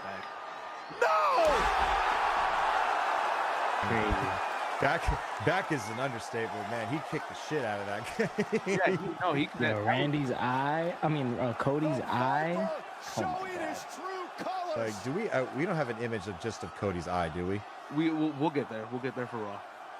Okay, great. Because, man, I don't know. I mean, you see it when he leaves the arena. Both these guys left bloody. There was blood all over the mat at the end of this match, and I don't know if it was level of frustration Randy's part, but he laid a little extra mustard on that punt kick. And crazy. Cody even tweeted today. He said the greatest sentence I've heard all week is that you're not going to lose the eye, and that was from his doctor. Which, man, you do not. I mean, you could go through. I mean, people could survive a lot of injuries in this business, but losing your eye, that's not one you want to have to try to come back from. You know. So still, you're WWE champion, Cody Rhodes. I would love to hear Cody's reaction. I mean, we did hear from him on Monday Night Raw, and we'll get to that. But when it is his own time, I want to know. I will hope that we get his thoughts on the whole situation, because I think it's a very interesting landscape right now with Cody as the champion, and well, he was the champion, but after that was the dust to settle with Pat and Jelly Roll potentially going to be off TV. Well, I don't know. Jelly will probably be back on SmackDown. What am I talking about? All right, night 2, which which by and large, a lot of people seem to have enjoyed a lot more than night 1 for various reasons. Night 2 started extremely strong with 2 opening matches for free on regular ESPN, and that was, I mean, marketing decisions go. That was an incredible way to do it. If you are casually watching, that'll make you want to tune in and get your ESPN Unlimited pass. So kudos to TKO for some nice programming. We had the match that started it off the night with so much emotion, so much happenings. Again, it was Obafemi versus Brock Lesnar. We had our doubts here at Complex Graps about what would happen if the right thing would be done. And they did. They gave us what we wanted. And Tim, I know you for sure didn't expect this outcome. How'd you feel seeing Oba get one over on the Beast? I was shocked. Like when we was up in the skybox, literally jaw dropping. I was just like it actually happened. Hearing that 1, 2, 3, ding, ding, ding. Obafemi slayed the Beast, man. Just I gotta give it to y'all. Like, you know, you guys were right, but yeah, like, you know, we was just talking about it with Chris. That the storytelling on that match, and it's just, you know, Brock basically passed the torch down to Obafemi, and I think Oba, you know, with that match that happened, and his appearance on Raw, I think Obafemi's the next, the big beast. You know what I mean? The next big thing. He's the conqueror.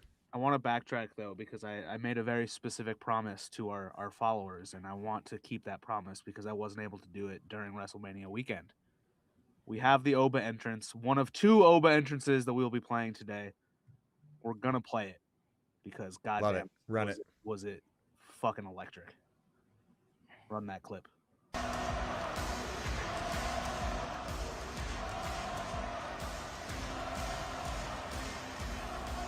Is this the best entrance in wrestling right now? Easily. Yeah. No, not without a doubt. Without a doubt. And he cupped his ears so he could hear the chants. My man. I like you. Obviously, we talked about it. We talked about it all weekend. We've talked about it a little bit today. We'll get to it a little bit more. Special entrances for WrestleMania. I love that this wasn't a special entrance. I think that this entrance, because it is special. Yeah, it doesn't need a WrestleMania, that WrestleMania flair, that WrestleMania pizzazz. I think just Oba is just enough on his own. Just like, it was perfect. I think that was really smart for them not to go overboard with his entrance. What was really cool was where I was sitting in Mania before I had to go to the press box was it was where they would put the family members of performers who they would want to be close to the matches, like during their specific matches. Like I was sitting next to Ryan Cabrera, who was Alexa Bliss's husband, and their kid, and I was sitting Rhea Ripley's parents sitting in front of us at one point. But what really was so fun to see was Obafemi's, I think, girlfriend or wife. I don't know level of relationship it is, but Partner. she was in front of us, and boy, she was smiling, man. Like, it was just so cool. She was so, I was like, I almost wanted to give her a high five and be like, yeah, that's your man. He killing this shit. Like, your dude is like seeing you, like your boyfriend or your husband, whatever it is, like just everybody chanting his name and like beating arguably the most the most feared WWE superstar of all time. Like, good for him, man. And then at the end we had something that nobody expected. Not right now, at least.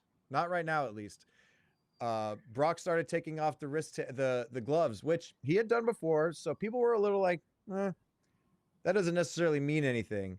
But then he sat down and the boots came off.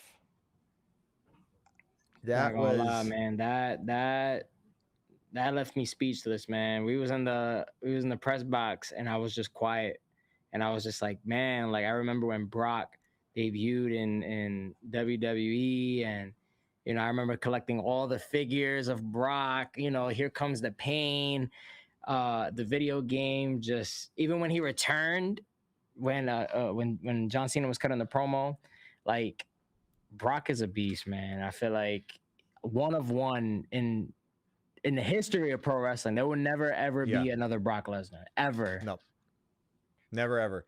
And to see like this kid, he's older than I am. This guy's put away Hulk Hogan, Goldberg, The Rock, John Cena, Triple H, The Undertaker. It's a laundry list of your favorites. Randy Orton. And Randy Orton. It's really something. And dominated UFC. Like I said when we were out in Vegas, he was always like the one above. Like, it was always like, you have your heavyweights, you got your Roman Reigns, you got your John Cena, you got your Undertaker, but he was always that one above. Like, you could always like go to that next level of Brock Lesnar. And now that's in case of emergency, break glass, and Brock Lesnar will come out. But just like Chris said on the interview when he threw up that X. Yeah, and Paul, Paul's a great actor. Paul really knows how to turn on the waterworks when he wants to, but waterworks or not, he definitely was feeling something then for that moment. Because as for viewers who may not be familiar, when it's the X can mean a lot of things in I didn't want to hit my mic, but the X can mean a lot of things in wrestling. When a ref throws it up, that usually means it's a real injury. But when a wrestler does it to somebody else to communicate something without verbally saying it, that means this is real. This is a shoot. This is actually happening. So, I mean, Triple H was on the press conference afterwards saying that he didn't know this was going to happen. Take it for what you will, with a grain of salt. Who knows if that's true or not? But the who knows where this goes? I want to who believe knows it's true, because that's awesome to me. I mean, like, for Brock to have to keep that to himself and to have like the situational awareness to create that moment at WrestleMania, if this is what he had in his head, to have that just like be his own thing on his own, like that's awesome to me. Yeah. So, Brock has had his detractors. He's had his controversies and whatnot. We're not going to get into those on here, but you can't deny what he's done in the ring. You can't deny the presence he has and has left on this business. So, we'll see. There will never be another Brock Lesnar. That's for sure. Facts, man. Let's go on to the next match, because we are just scrambling for time right now. We have the Intercontinental Championship ladder match, the 6-man, which, boy, did that deliver. You had one match that started the show incredibly. Then we had that 6-man, and goddamn, everybody was jumping and flying. JD was taking bump after bump after bump. Poor guy. Then What did I tell you guys? What did I say? What did I tell you? I said cero miedo, man. No, but about JD, I told you about to get into car wreck after car wreck. And he even knocked over a camera guy. Poor guy. Everybody cooked in that match. I'm so happy, like, from Dragon Lee to JD to Rusev, like, even them, like, everybody had really cool spots and moments, Spot of the night, of course, was of that match was Javon Evans doing the OG cutter to Rusev from one ladder to the other, which you need to be there just as much as you need to take it, as you need to be there and take it just as well as you need to give it. Yeah. And Rusev was there, and Javon Mexican nailed Destroyer it. too. Mexican Destroyer up from the ladder. I mean, that's, I mean, we have a clip of that. So Ben, you want to throw up that that Mexican Destroyer real quick? That was definitely a spot. Jamie, you ever took a Mexican Destroyer before? No, I have not actually. I haven't faced too many luchadors. I've faced some, but like I faced some like, ooh, yeah. When I don't know what's worse, when the ladder breaks or when it doesn't. Yeah. And JD sold that like $1 million too. Like, look, it just slumped over. And you know, we were questioning it. We were wondering who was going to come out on top. My pick was Javon. I think Ben's pick was Javon as well. But we had Penta #1 fan club member right here, Tim, we had not lost faith in our boy. And Penta came out as your retaining and still Intercontinental Champion. Yeah, Great match, right, guys? I told ya, man. I told ya, man. Nah, I was going for Javon too. It was Penta or Javon, but one of those two. But I was surprised Penta retained. But I mean, come on. I think a lot. Yeah, you know, it makes sense as Chris said. But let's not back to the Mexican Destroyer. I think that is a moment that will like live in time for ladder matches. It reminds me of Kalisto's Salida del Sol. Oh yeah, how can you forget that one? Uso twins. I can't remember which Uso twin it was for TLC 2015. I mean, that immediately reminded me of that spot. Yeah, man, just what an insane spot. I mean, it's a WrestleMania moment for sure, especially for Penta. You know. Yeah, that'll quick shout forever. Quick shout out to Rey Mysterio bringing back the jumping out the sky entrance, going through he hasn't done that in years because that got to be brutal on the knees. But he did the shooting out from the entrance once again. I mean, intro once again, which I told Tim was before it happened. My boy I was sitting next to before I went up to go see Tim, I was like, he's not gonna do that. He's like, he's too he's done with that. I was surprised he did that. And then he just shot up, and he was in the Deadpool gear, and he performed incredibly that night. So good for Ray jumping out. Another guy there's never gonna be another Ray. This guy's gonna go forever. He's never gonna stop. He's a legend. So then we got this match that I actually would love to hear Tim's input as well on this one. I want to hear his in-depth analysis because I know what I think about it, and I'll say that, but I will give most of the floor to Tim. We had the women's WWE Championship, Rhea Ripley versus Jade Cargill, and a lot was riding on this one. Jade had not performed at this level yet, and everybody was keen. As much as they were in to see Mommy win the title, I think a lot of people were just as keen to tune in to see what Jade was capable of in this capacity. You know, it's the first time she's ever done a solo match at WrestleMania for the championship. And from what I understand, you know, I think the same thing. Jade kept up. I think Jade delivered what she needed to. Tim, what do you think? I agree 100%. I was surprised with the end. My personal favorite was the ending. But yeah, I think overall, the build to it was kind of I would say a roller coaster as well. It had its moments, but the match it was what it was.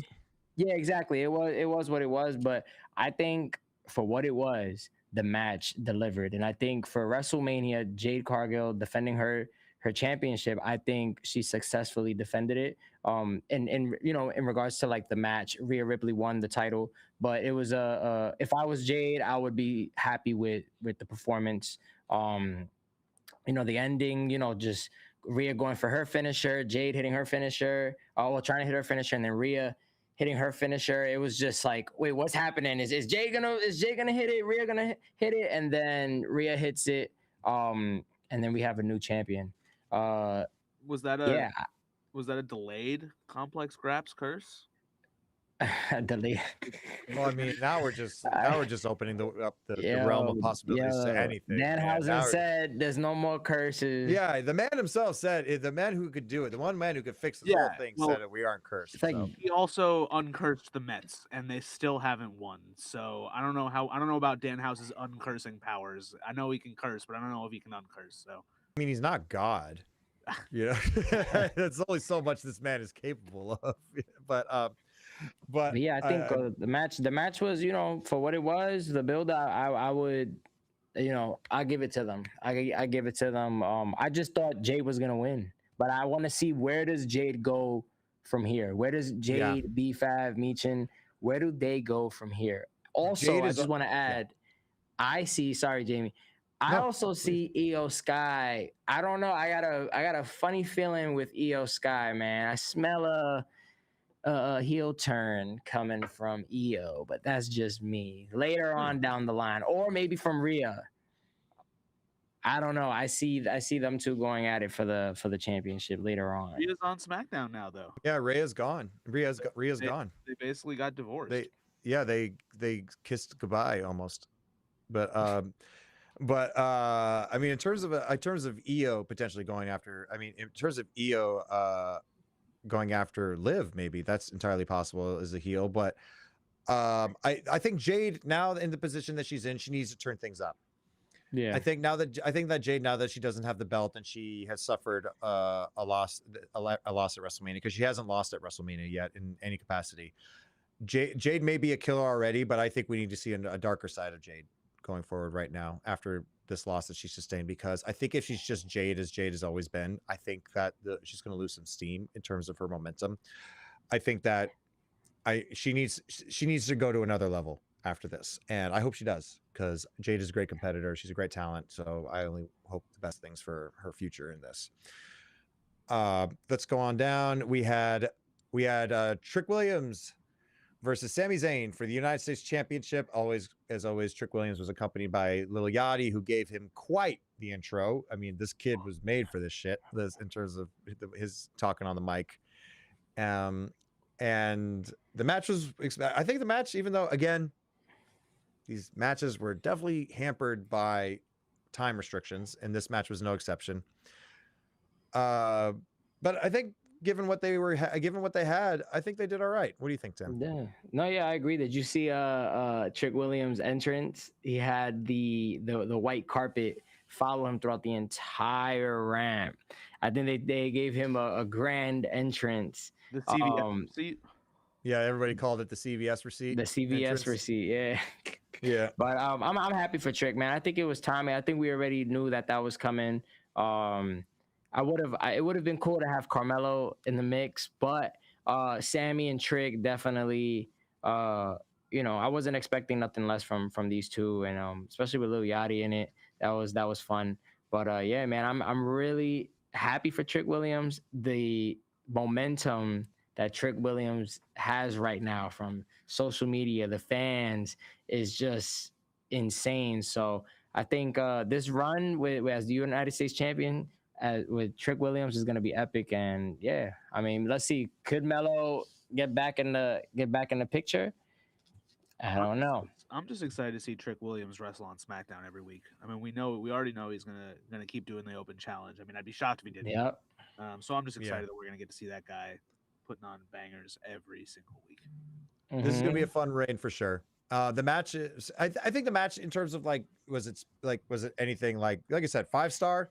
Maybe not, but it got the job it needed to get done was done. Sammy was a great opponent, put on a good match with Trick, and I think it's not so much as important what happened on Sunday. I think it's more now how this goes forward and how this proceeds as Trick as the United States champion. And like you said, Ben, I think he's this open challenge. If he does, I mean, it'd be a crazy heel turn to say nope, I'm not doing that shit. Fuck that. That's some loser shit. But I doubt that's gonna happen. But in terms of Melo, I think it's not if, it's when. Yeah, it's not if, it's when. He will be back. He will be challenging Trick, and we are going to get some absolute heat from these two, if you ask me. Going down the line, we had Demon, the returning Demon, Finn Balor, facing off his former Judgment Day partner, Dominic Mysterio, who both, once again, incredible entrances. Yep. Got to see the Demon entrance back once again. It had been a long time. That was pretty cool. He had the 2 smoke bombs in his hand. He had that stick with whatever it was on the end of it. And Dom with a dope all entrance. the luchadores. Yeah, he had Mysterio. Yeah, shout out to Adrian Quest, who I knew was he was a wrestler from the LA independent scene, who was one of those guys under the one of the luchadors walking out with. They had Mask Republic. Yeah, that was awesome. Yeah, So good for. I mean, that was cool. He was on his throne. He was like the throne of the lucha, like the king of the luchadors. Dominic always has cool entrances. Whenever it's WrestleMania or something like he's definitely the king of the luchadors. But yeah, man, they had a street fight.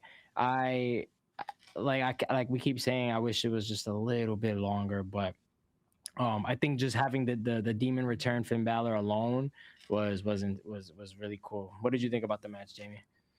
Like you said, again, could have been longer. I think they get some cool. I mean, there was. I mean, for what it was in terms of length, the chair spot where Dom's head was was inside the chair, that was vicious. That coup de grace through the table, where like it looked like Finn's feet kind of scraped off of Dom's face a little bit once it went through. Like it was a pretty brutal. It was a pretty brutal match. Good entrance was not enough to save Dom from the wrath of the demon, and Demon Finn Balor picked up the win. And I think he needed that. I think we needed a.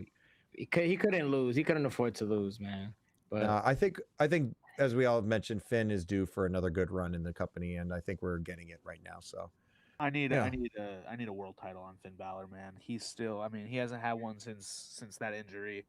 And if I could go back and remove any major injury from any recent WWE superstar, I think it's that one, because that Finn Balor, the sky was the limit. And I think that I wanted him to take the belt off of Seth when they were feuding, when Seth was world champion. What was that, last year, 2 years ago? But I need another world title reign from Finn Balor. Here on that. Going on, this is my favorite WrestleMania moment, and I'm a little biased, but it is this is my take, and I'll be happy to say it. We had a little bit of a pick me up, as we always did. Like each night, John Cena, our host, would announce the attendance of each night, and this night, night 2 was no different. John came out, but was interrupted by an angry, who's been particularly angry these past few weeks, Miz, and his protege, Kit Wilson, interrupting John Cena and saying that this has been a rough WrestleMania week for them. It's been a rough few weeks for them. And Miz has not had his WrestleMania moment, and he demands that John Cena give him that moment. And John, being the kind of guy he is, and he's a nice guy, giving guy, said, you know what? I've had plenty of WrestleMania moments. Miz, the floor is yours. And before Miz could get into anything, we heard that evil cackle. We had that evil cackle, and then out came what I call the Littlehausens. The Littlehausens, a series of little Danhausens. That was so funny. Made their way and heralded in Danhausen on some sort of car. I don't know what car he was driving. It looked like a Dracula, like a Rob Zombie car, but I think by design. And it reminded me of Stone Cold driving to the ring on an ATV, but in Danhausen's old fashioned and Danhausen's way. In Danhausen's way, and he made his way to the ring, and he gets into the ring with his Littlehausens. And the best part, in my opinion, the best reaction of the whole segment was he gets in the ring. It's him and his Littlehausens on one side, and Miz and Kit and John on the other side. And Danhausen says, I have something to say. I have to word with you. And he points to John. And Cena reaction when Danhausen pointed to him, like fear. Like John sold that so well, because he was like, oh shit, what is he gonna like Cena audibly gonna get cursed. Cena visibly afraid that he was gonna get cursed by Danhausen. Like that was, Cena's the best. Cena's the best ever. And Cena made Danhausen look like $1 million. Danhausen, of course, just went up to shake his hand, says he loves everything that he does. And we also unfortunately we got a 5-knuckle Shufflehausen. We got that clip. There was a series of nut punches. Both Kit and Miz went down. John Cena gave him his blessing. We got a 5-knuckle Shufflehausen, and Danhausen, not even a year into the company, had an incredible WrestleMania moment. So good for you, Mr. Hausen. Let's Love roll to see that. it. Let's roll that 5-knuckle Shufflehausen clip real quick. And Wilson's getting mugged. He's getting swamped. Wait a second. The nut shot to Miz. And now Danhausen. Yeah, Are you encouraging this? Well, I am. Miz wanted to renew his vows. I love him looking to the crowd, Danhausen, and then looking to Cena basically for permission. He's like, And that's what's great about the WWE crowd is they knew exactly what was happening. Yeah. Yo. I think it's going to be the 5-knuckle shuffle. Yo, and Danhausen did the "You Can't See Me." His whole it wasn't even straight. It was. And then Miz rolls out of the ring onto the Littlehausens. And they carry him out and drop him halfway through. But you know, that is what it is. the WrestleMania week was not great to the Miz, and it continues not to be so. So never is. You know, curses are a bitch. That brings us to the main event. The main event, which everybody has said is the official match of the weekend. And Roman Reigns versus the World Heavyweight Champion, CM Punk, in a match that will go down in history as one of the greatest of all time in terms of matches at WrestleMania. These two showed a chemistry that I didn't know that they had personally. And Tim, Ben, they didn't deliver. They over-delivered. Blood was spilt. And a great way, if anybody had their distaste or dislikes about anything throughout the weekend, you couldn't have finished it on a better note with this one. Yeah, I think, man, like I was telling you guys during the Chris interview, I didn't think that. I mean, I knew they were gonna deliver in some way, but like you just said, Jamie, the chemistry. I didn't know that these two had really good in-ring chemistry. And when we were watching it live, Jamie, you had mentioned they're working like an old school way. It's not fast paced. It was at a very good pace. And yeah, and I had to agree, man. I'm not gonna lie. There was a lot of cool moments, but I can't believe the OTC is champ. I mean, that match was slow. It was methodical. There was not only did they not have a bad way slow. No. Listen, I've said it a couple times on this podcast where there's that old adage of like you think you're going slow enough, go slower. You think you're going slower, go even slower in WWE. But I mean, not only were there the fantastic chemistry between the two, but there was really good like storytelling. There was the false finish. There was the double STF where Roman goes on the ropes and then falls back into Punk's shoulders. He's done that to all three members of the Shield at this point. He did that to John Moxley at the other company. He did that to Seth Rollins, and now he did it to Roman Reigns. Obviously, it didn't work out as well this time. Roman was able to kick out, but he's done that to all three of them at this point. I mean, the in-ring storytelling, him taking off the tape, the missed punches, the low blow. I mean, it's an all-time WrestleMania match, like you said. Can we all agree that this version of CM Punk in the WWE has been awesome? Yes. Yeah, I mean, the old man wrestling that he's doing is this might be the best version of CM Punk. I would say the best. That's I hard would say to the say. best. His first run at WWE was iconic, but I mean, he's so. I wasn't behind it. I wasn't behind CM Punk, bro. I'm gonna be honest. You want me to go get Joel Puma? I'll get him in here. I'll send him. I'll send him into the. I'll send him. Bro. It's up to you. But he knows where you are. Yeah, but for some reason I was never like a big Punk fan, but it just took this moment of him returning. Not saying like, you know, he was good, but I never resonated as a fan. But this version of CM Punk's been awesome, man. He gives like I said on the previous shows, he gives off that old school Terry Funk type of vibe, and it works really well with Punk, man. So, you know, shout out to Punk. Champion, the reign was awesome as champion. And he clearly gives a shit.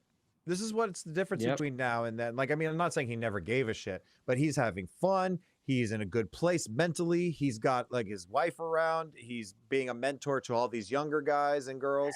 He just seems like he's in a lot better place than he was back then. His demons seem to be kind of behind him. And, you know, I mean, when I say demons, I don't mean anything of substance or anything like substance abuse or anything. I mean, like in terms of his personal demons. Yep. And he seems like a happy guy. And, I think that shows the best work whenever you're in a good mindset like that. So I agree. This is the best. I think this is the best version of Punk we've seen. He's been putting on incredible matches, even at, I mean, he's not that old, but I'm saying like at a later stage in his career. There's definitely older wrestlers than him that have went longer than that. But I thought he did great.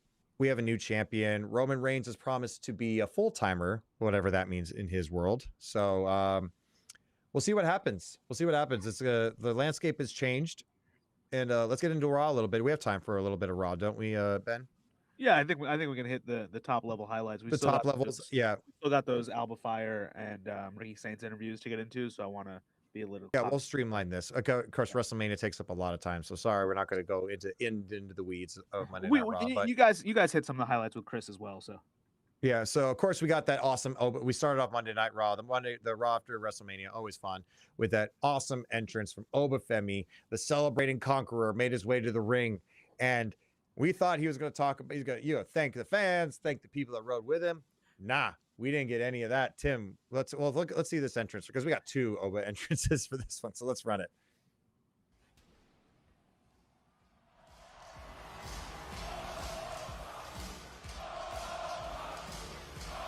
And a nicely dressed strut.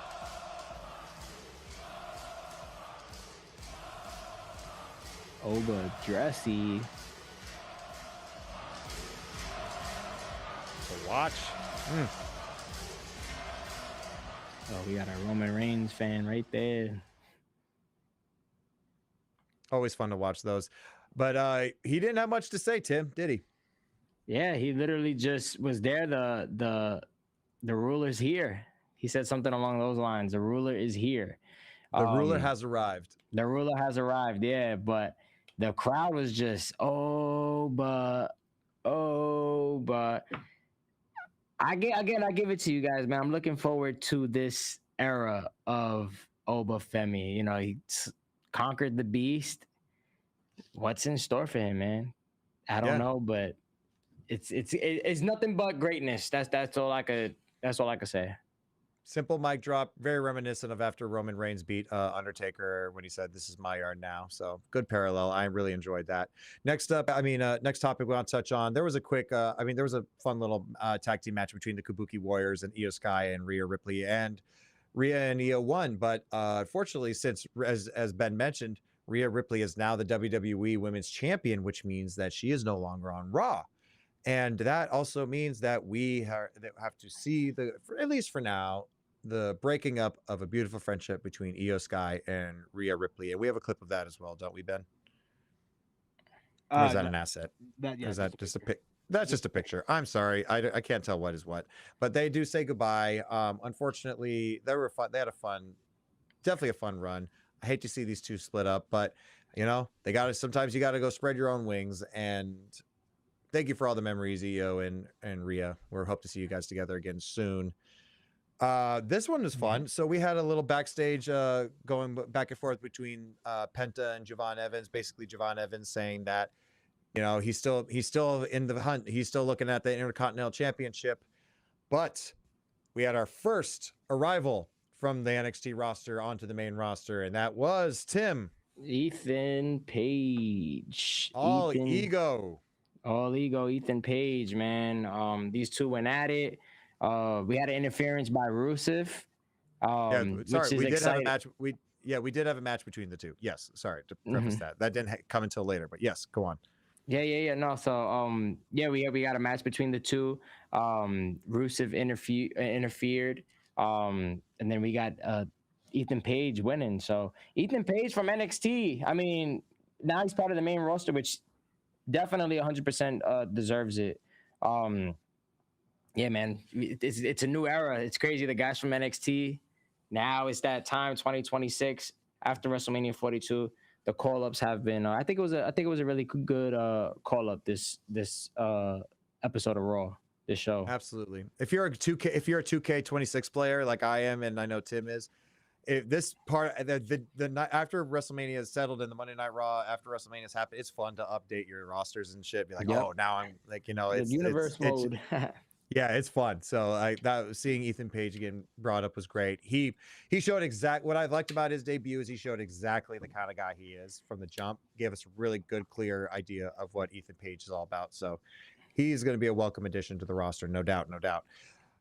Then we had CM Punk make his way to the ring, and didn't hold anything back. Said last night didn't go my way, but that was my, I did everything I wanted to do. I had a crazy entrance on top of the Allegiant Stadium.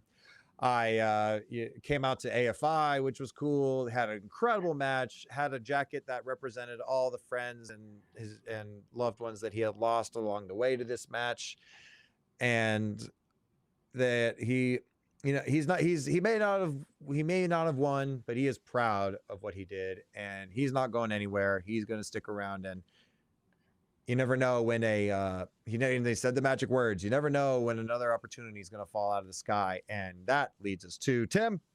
Yeah, Cody and Punk, man. I wonder. Well, first off, let's pitch to that eye before you get into that, Tim.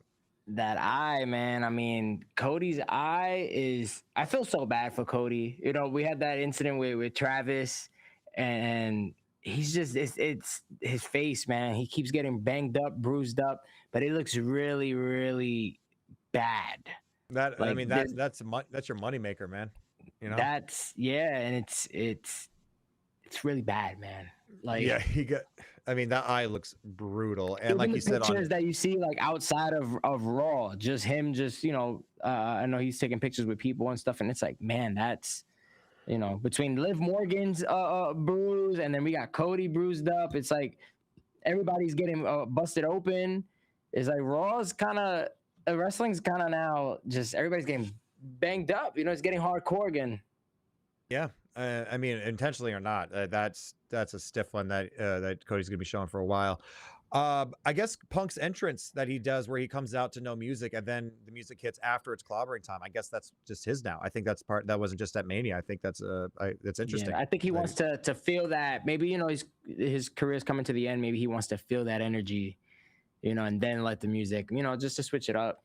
Yeah, but like you said, Cody came out and was very surprised at Punk's composure after losing his championship.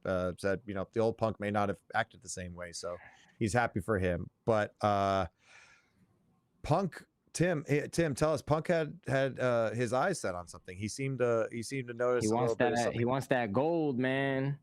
He wants that gold, man. That's a crazy. Just losing the championship to Roman, now going after Cody. So, which is interesting. They both have beef with Pat McAfee, so they share something. Well, they're friends, they're buddies, and they've had their, they had their rivalry during the Royal Rumbles of the past, of course, but they've always remained cordial. But when Punk mentioned that, he had his eyes set on the belt, Cody had an answer for him, and Ben, let's throw that up. Yep, let's get that clip ready for Punk and Cody.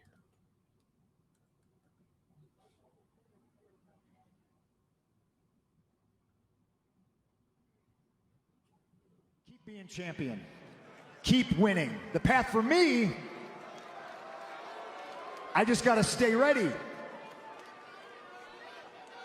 Because you never know when a championship opportunity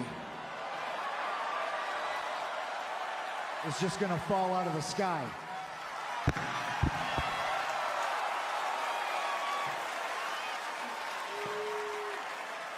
Hey, Punk. Just say when.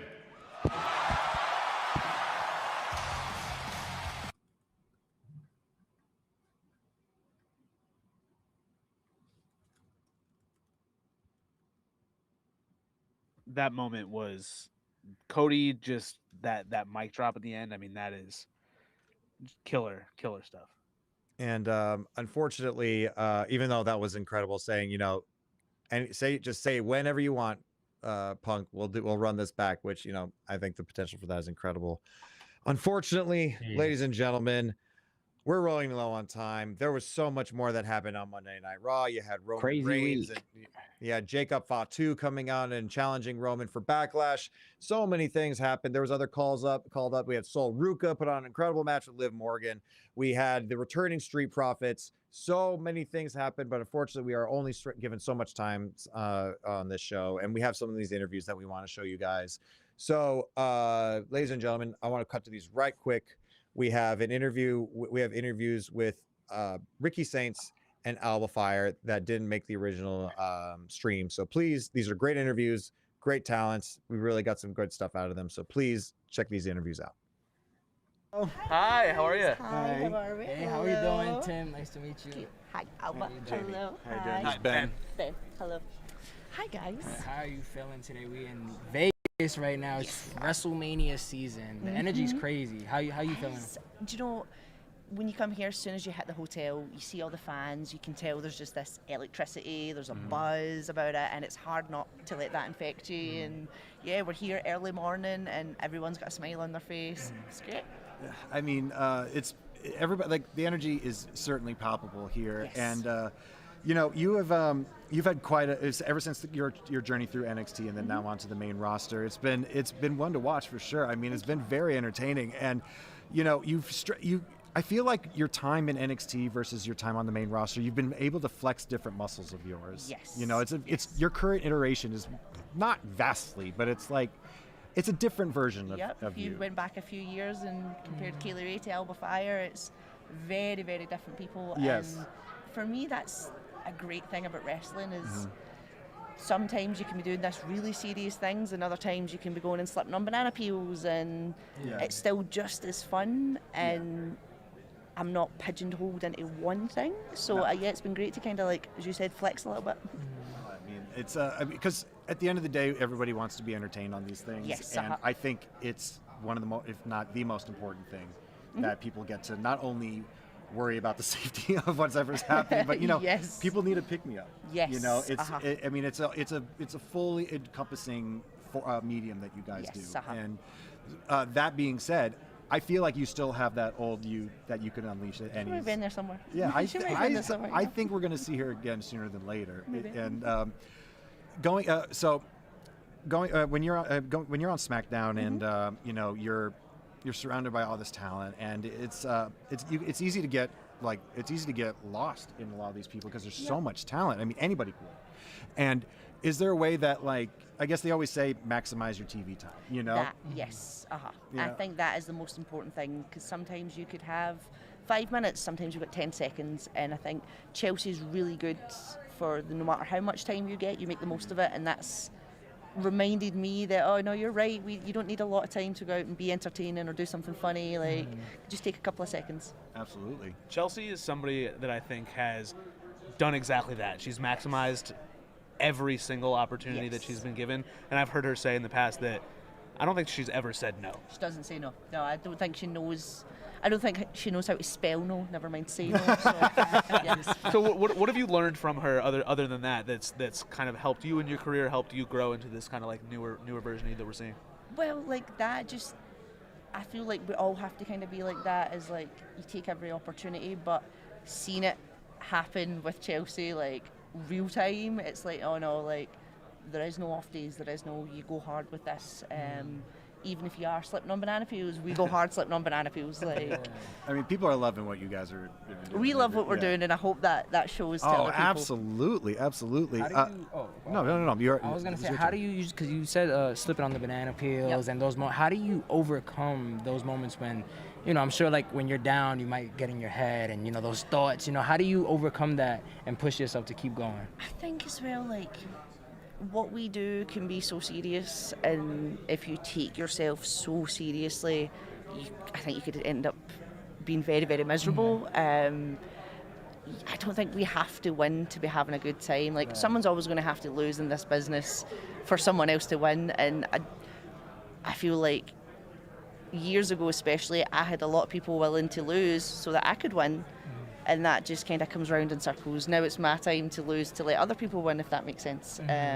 So yeah, you just kind of I mean, it doesn't bother me that much when we lose. So yeah, I mean, if you look at some of the greats, like if you really stack up their win-loss record, you know, it's mostly losses. Yeah. You know, so I mean, Ric Flair has lost way more matches than he's won. So. If you win constantly, I just feel like there's this. Okay, well, you always win. Well done. Like Exactly. the hero has to lose a few times before they win to make it feel special. You learn too when you lose. Yeah. Exactly. And so what I love about things like segments and moments that you and Chelsea provide is I always think it's so great for a talent whenever they find something that they can do forever, even when they can't take bumps anymore. Yes. Uh-huh. You know, Austin, all he has to do is show up, drink beer, maybe drop a stunner, that's it. Yeah. And this could theoretically, I mean, you will, like I said earlier, I truly believe that, you know, once someone's going to light a fire up under you and, you know, no pun intended. Come on. No pun intended, but, you know, I think this could serve you well, like going into, like, you don't, not to take a bump and, you know, just you and Chelsea just in your shenanigans. I think it's special, you know? I think what's so special about you guys is, you know, everybody, especially with the show that's Unreal, you know, that the curtain to an extent has been lifted, and a little peek through it. And I think it really comes through in the television when you see the talent not only doing what they're doing to the best of their abilities, but they're enjoying it as well. Yes. Would you say you're having?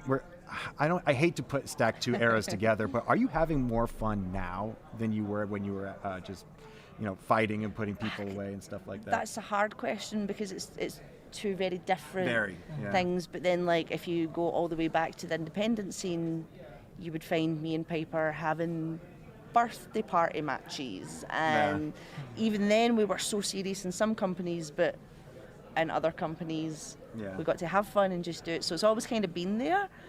And for me, it's just, as you said, like an extension of what else I can do, and it's good to be able to show WWE that I can do that. Yeah, absolutely. And, you know, we all miss Piper very much. And, so much. Yeah, we're hoping to. I mean, I see her all the time, so. Well, we miss her on TV. I want to bring it back to WrestleMania week for a minute. As a fan of this product and as a fan of WWE, what match are you most looking forward to this weekend? Do you know what, actually, Stephanie and Liv for me has really shot up there, because it's just like they're going to tear each other apart. They are going to tear each other apart. Like, I've never seen someone have an injury before the match. You know? I know, right? Like they are. Liv already looks like she's been through the match. Yep. And she's going to be so bad. Who you got? I think you can't escape it. I think Liv's going to take it. I think Stephanie's pushed her enough that Liv's going to take it. She's going to bring the jersey out of Yes, Liv. she will. Yes. This isn't your first Mania weekend, but is the energy different out here in Vegas? Is it? I think it is. Like, I think Vegas just brings a different sort of element to it. And last year was the first time I'd ever been to Vegas, so it's my first time this was year. it? Yeah, Okay. It's my first time. Do you feel that with the WrestleMania? Like, this one's different. Like, yeah, the energy is great. Like, as soon as I landed yesterday. Right? Just there's so many fans. You know, the And billboards, everything. They got the title in the airport. Yes, Picking up your luggage. So like everyone's just went full on into it, and it's great to see it. I mean, it's a special weekend to say the least. I got a question. What's the best piece of advice that you got while being in the WWE, whether it's, you know, legends or maybe, you know, your peers, superstars? Best piece of advice that sticks with you? Like, make the friends along the way, because this job can be such a isolating job. Like, someone's telling who's winning and losing, so like that can cause a lot of friction in this job. And don't walk away with nothing. Like, make the friends and keep them. Well, seems like you've been fairly easy for you, you know, to make all. You seem like a very kind, lovely person. So you had we were talking about your rise up to, you know, the WWE and all that. You've covered quite a lot of territory. Yeah. You know, I mean, you've been all over, you know, the UK, and then you come in here, and that's crazy. Is that I mean, coming to the WWE is daunting to anybody, I'd imagine. Was it something that you found that you had a little bit of trouble with at first, or was it something that, like... Yeah, actually, I done a tryout for WWE. I think it was somewhere like Birmingham, Alabama. It was before a Raw. Everyone that was on this tryout, we stood about in heels for a few hours, and then we got allowed to have a match, and everyone got to do their 5 minutes in their match, and then I got in, and it was just something so accidental. The girl went to pick me up by the hair, just picked me up by the head. The referee wasn't a WWE referee, and he disqualified the match, saying that she pulled the hair. Okay. So I had like 20 seconds of showing WWE what I could do.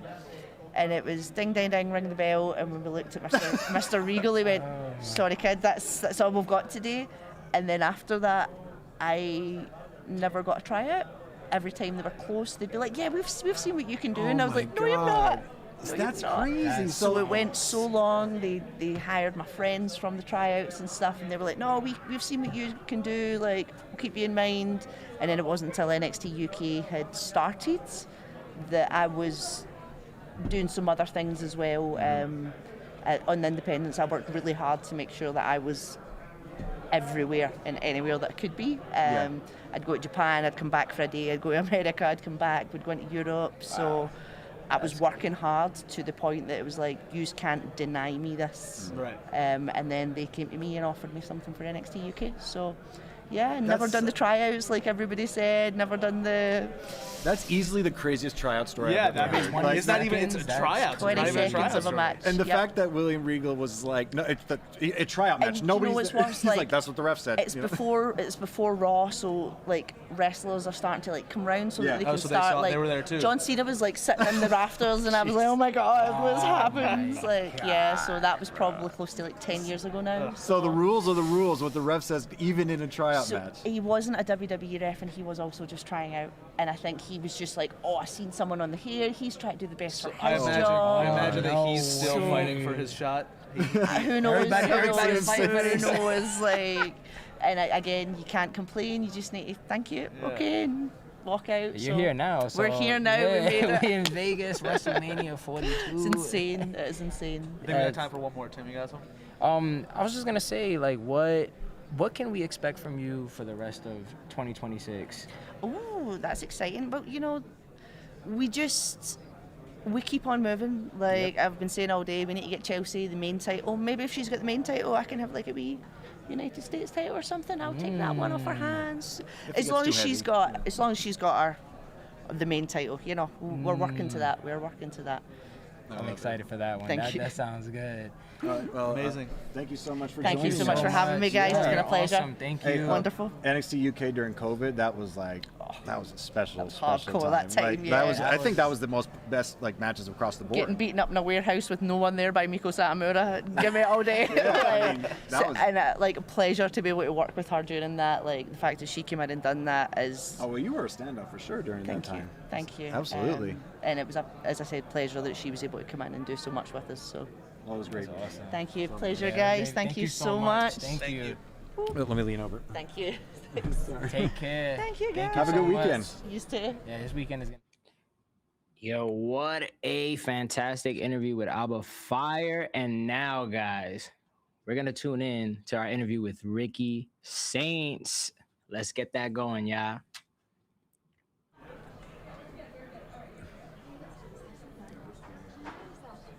Yo, what up, my guy? How are you? Chilling, bro. How are you? Hey, see you, man. Ricky. How you doing, Ricky? Nice to meet you guys. This is my seat, huh? Yes, sir. What's Yeah, hot seat. seat here? Gin and juice. Gin and juice, man. I'd crack it open right now. Yeah, I mean, they're a little warm. You can't say that and not do it. I mean, where's my boss at? Maybe we'll wait. How you feeling, man? You in Vegas? It's WrestleMania week. Like... It's great. Every time I come here, it's a great, exciting time. I used to live in Vegas, so to be on the other side of it, to be on the other side of it is like a great feeling, especially a 13-year-old me living in Vegas would have been like, whoa, I can go down to the strip and just go right to WrestleMania. All right, let's do it. Different, right? Yeah. Different. So Stadium. Second year is a perfect time, and I love the energy, especially in this little hub that we got going on. Yeah, so many fans, man. Bro. Yeah. It's my first time in Vegas. Really? Yeah, Ever, bro. Yeah, East Coast. I'm from New York, bro. Yeah. So. Oh, you guys. That's not an excuse. Nah, it's not. But I'm saying, from New York. like, I was here on Thursday. Yeah, it's not an excuse, but Yeah, it's like Times Square on steroids. I like that. Yeah. You haven't lived yet until you came to Vegas. Yeah, I'm gonna have to corrupt his Please. soul Yeah. later on. But Ricky, it's been such a wild ride, and just watching your rise to where you are right now. You know, Yeah. following you since you started on TV, and then now you're over here on NXT, and you've been having like incredible matches over there, and you had a great one at Stand and Deliver, and it didn't go your way, but it's clear that you've had a lot of success in NXT, and your time is time will tell when it's time for you to jump up there to the main roster, but you're crushing it right now, so I can't imagine you're in any sort of a hurry to jump up there, since you're absolutely dominating over at NXT. I wouldn't say that I'm in a hurry at all. I definitely am in a mindset of like there's more to accomplish, there's more to do. No doubt. I'm not a person that likes to just you do something and you accomplish something and it's great and you're like and there's like, but wait, there's more, there's other stuff. There's more. Yeah, there's other stuff that I want to do. So I'm loving the fact that I finally found a groove where I'm at right now with NXT. And I don't want it to hit a dead end. I want to keep it going. Yeah. And just have the snowball effect. Let's just keep it rolling downhill. That's all it has to be.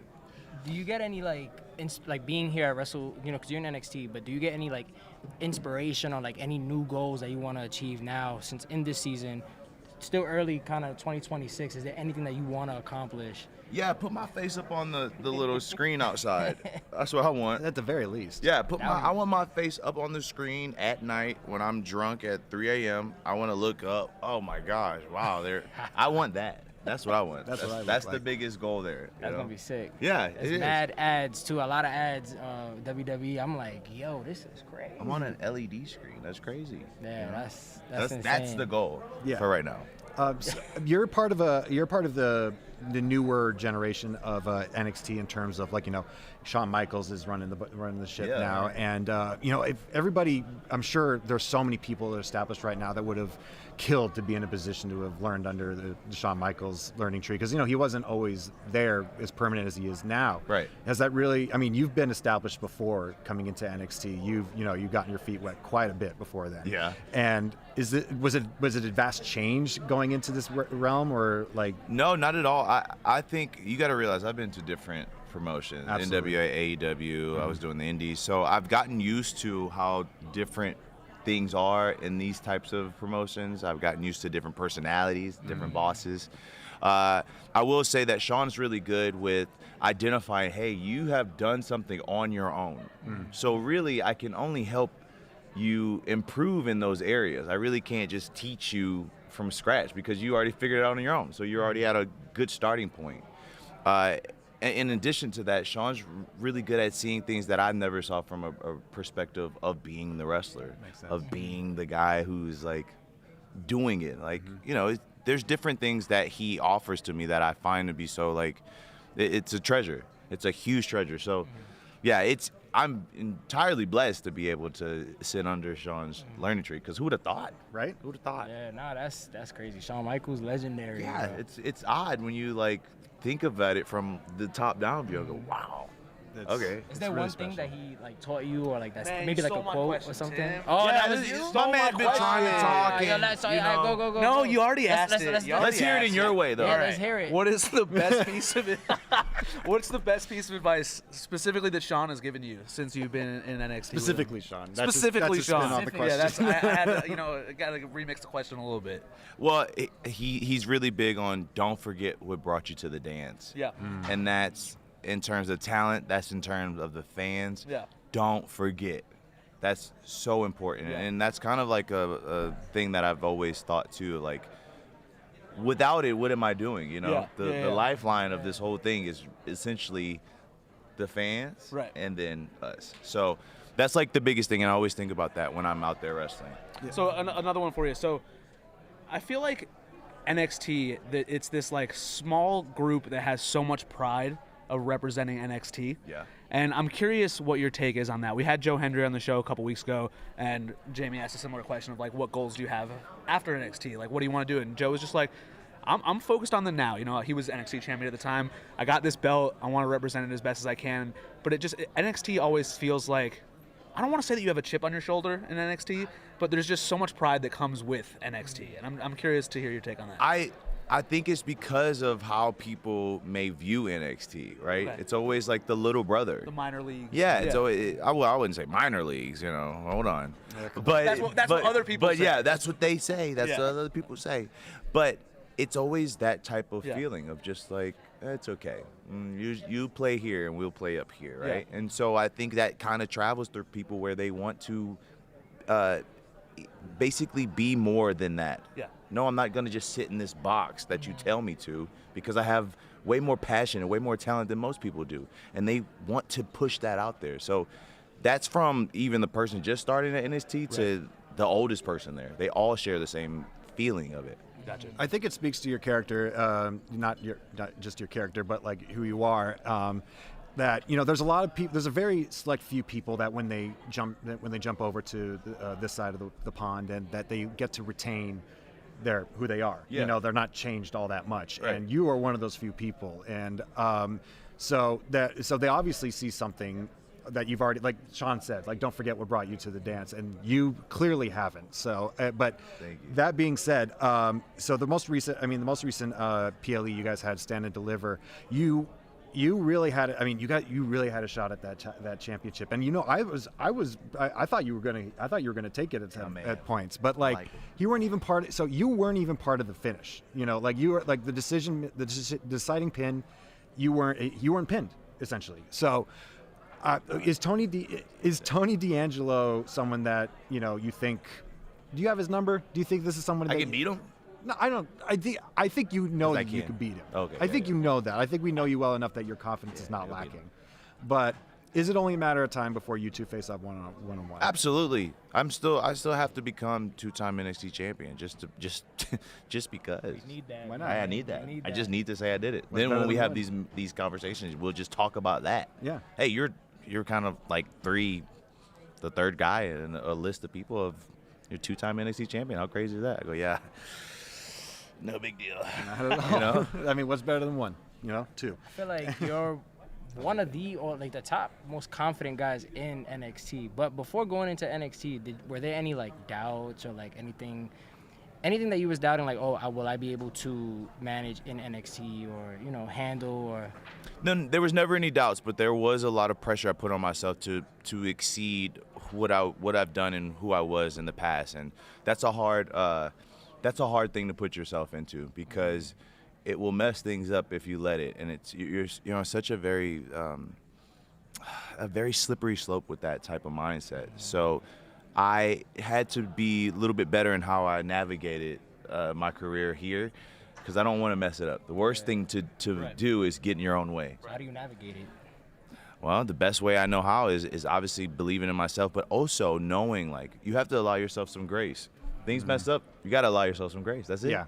Ricky, I think that's all the time we have for you. Of course. We appreciate it. This was incredible. Thank you, Let you guys. get on with your morning, but Yeah, it's awesome appreciate having it. you on. Next time you're in New Yes. York, right? Oh, yes. Yes. My man, he helped me out. Yo, facts, bro. Yeah, great. Thank you so much. answer. Thank you, boys. Appreciate you, bro. Good seeing you again, Have a good brother. one. Yeah. All right, ladies and gentlemen, that's this was a long one, another marathon stream to say the least, another marathon episode, but we're at the end of it. We are tapping out officially, as they say in the biz. Thank you everybody for tuning in today. As you can see, we're still a little hungover from WrestleMania weekend. Before we go, make sure you go to Complex Shop or WWE Shop to get the Complex WWE collabs. I'm wearing the Triple H one. Tim's got the Hollywood Hogan.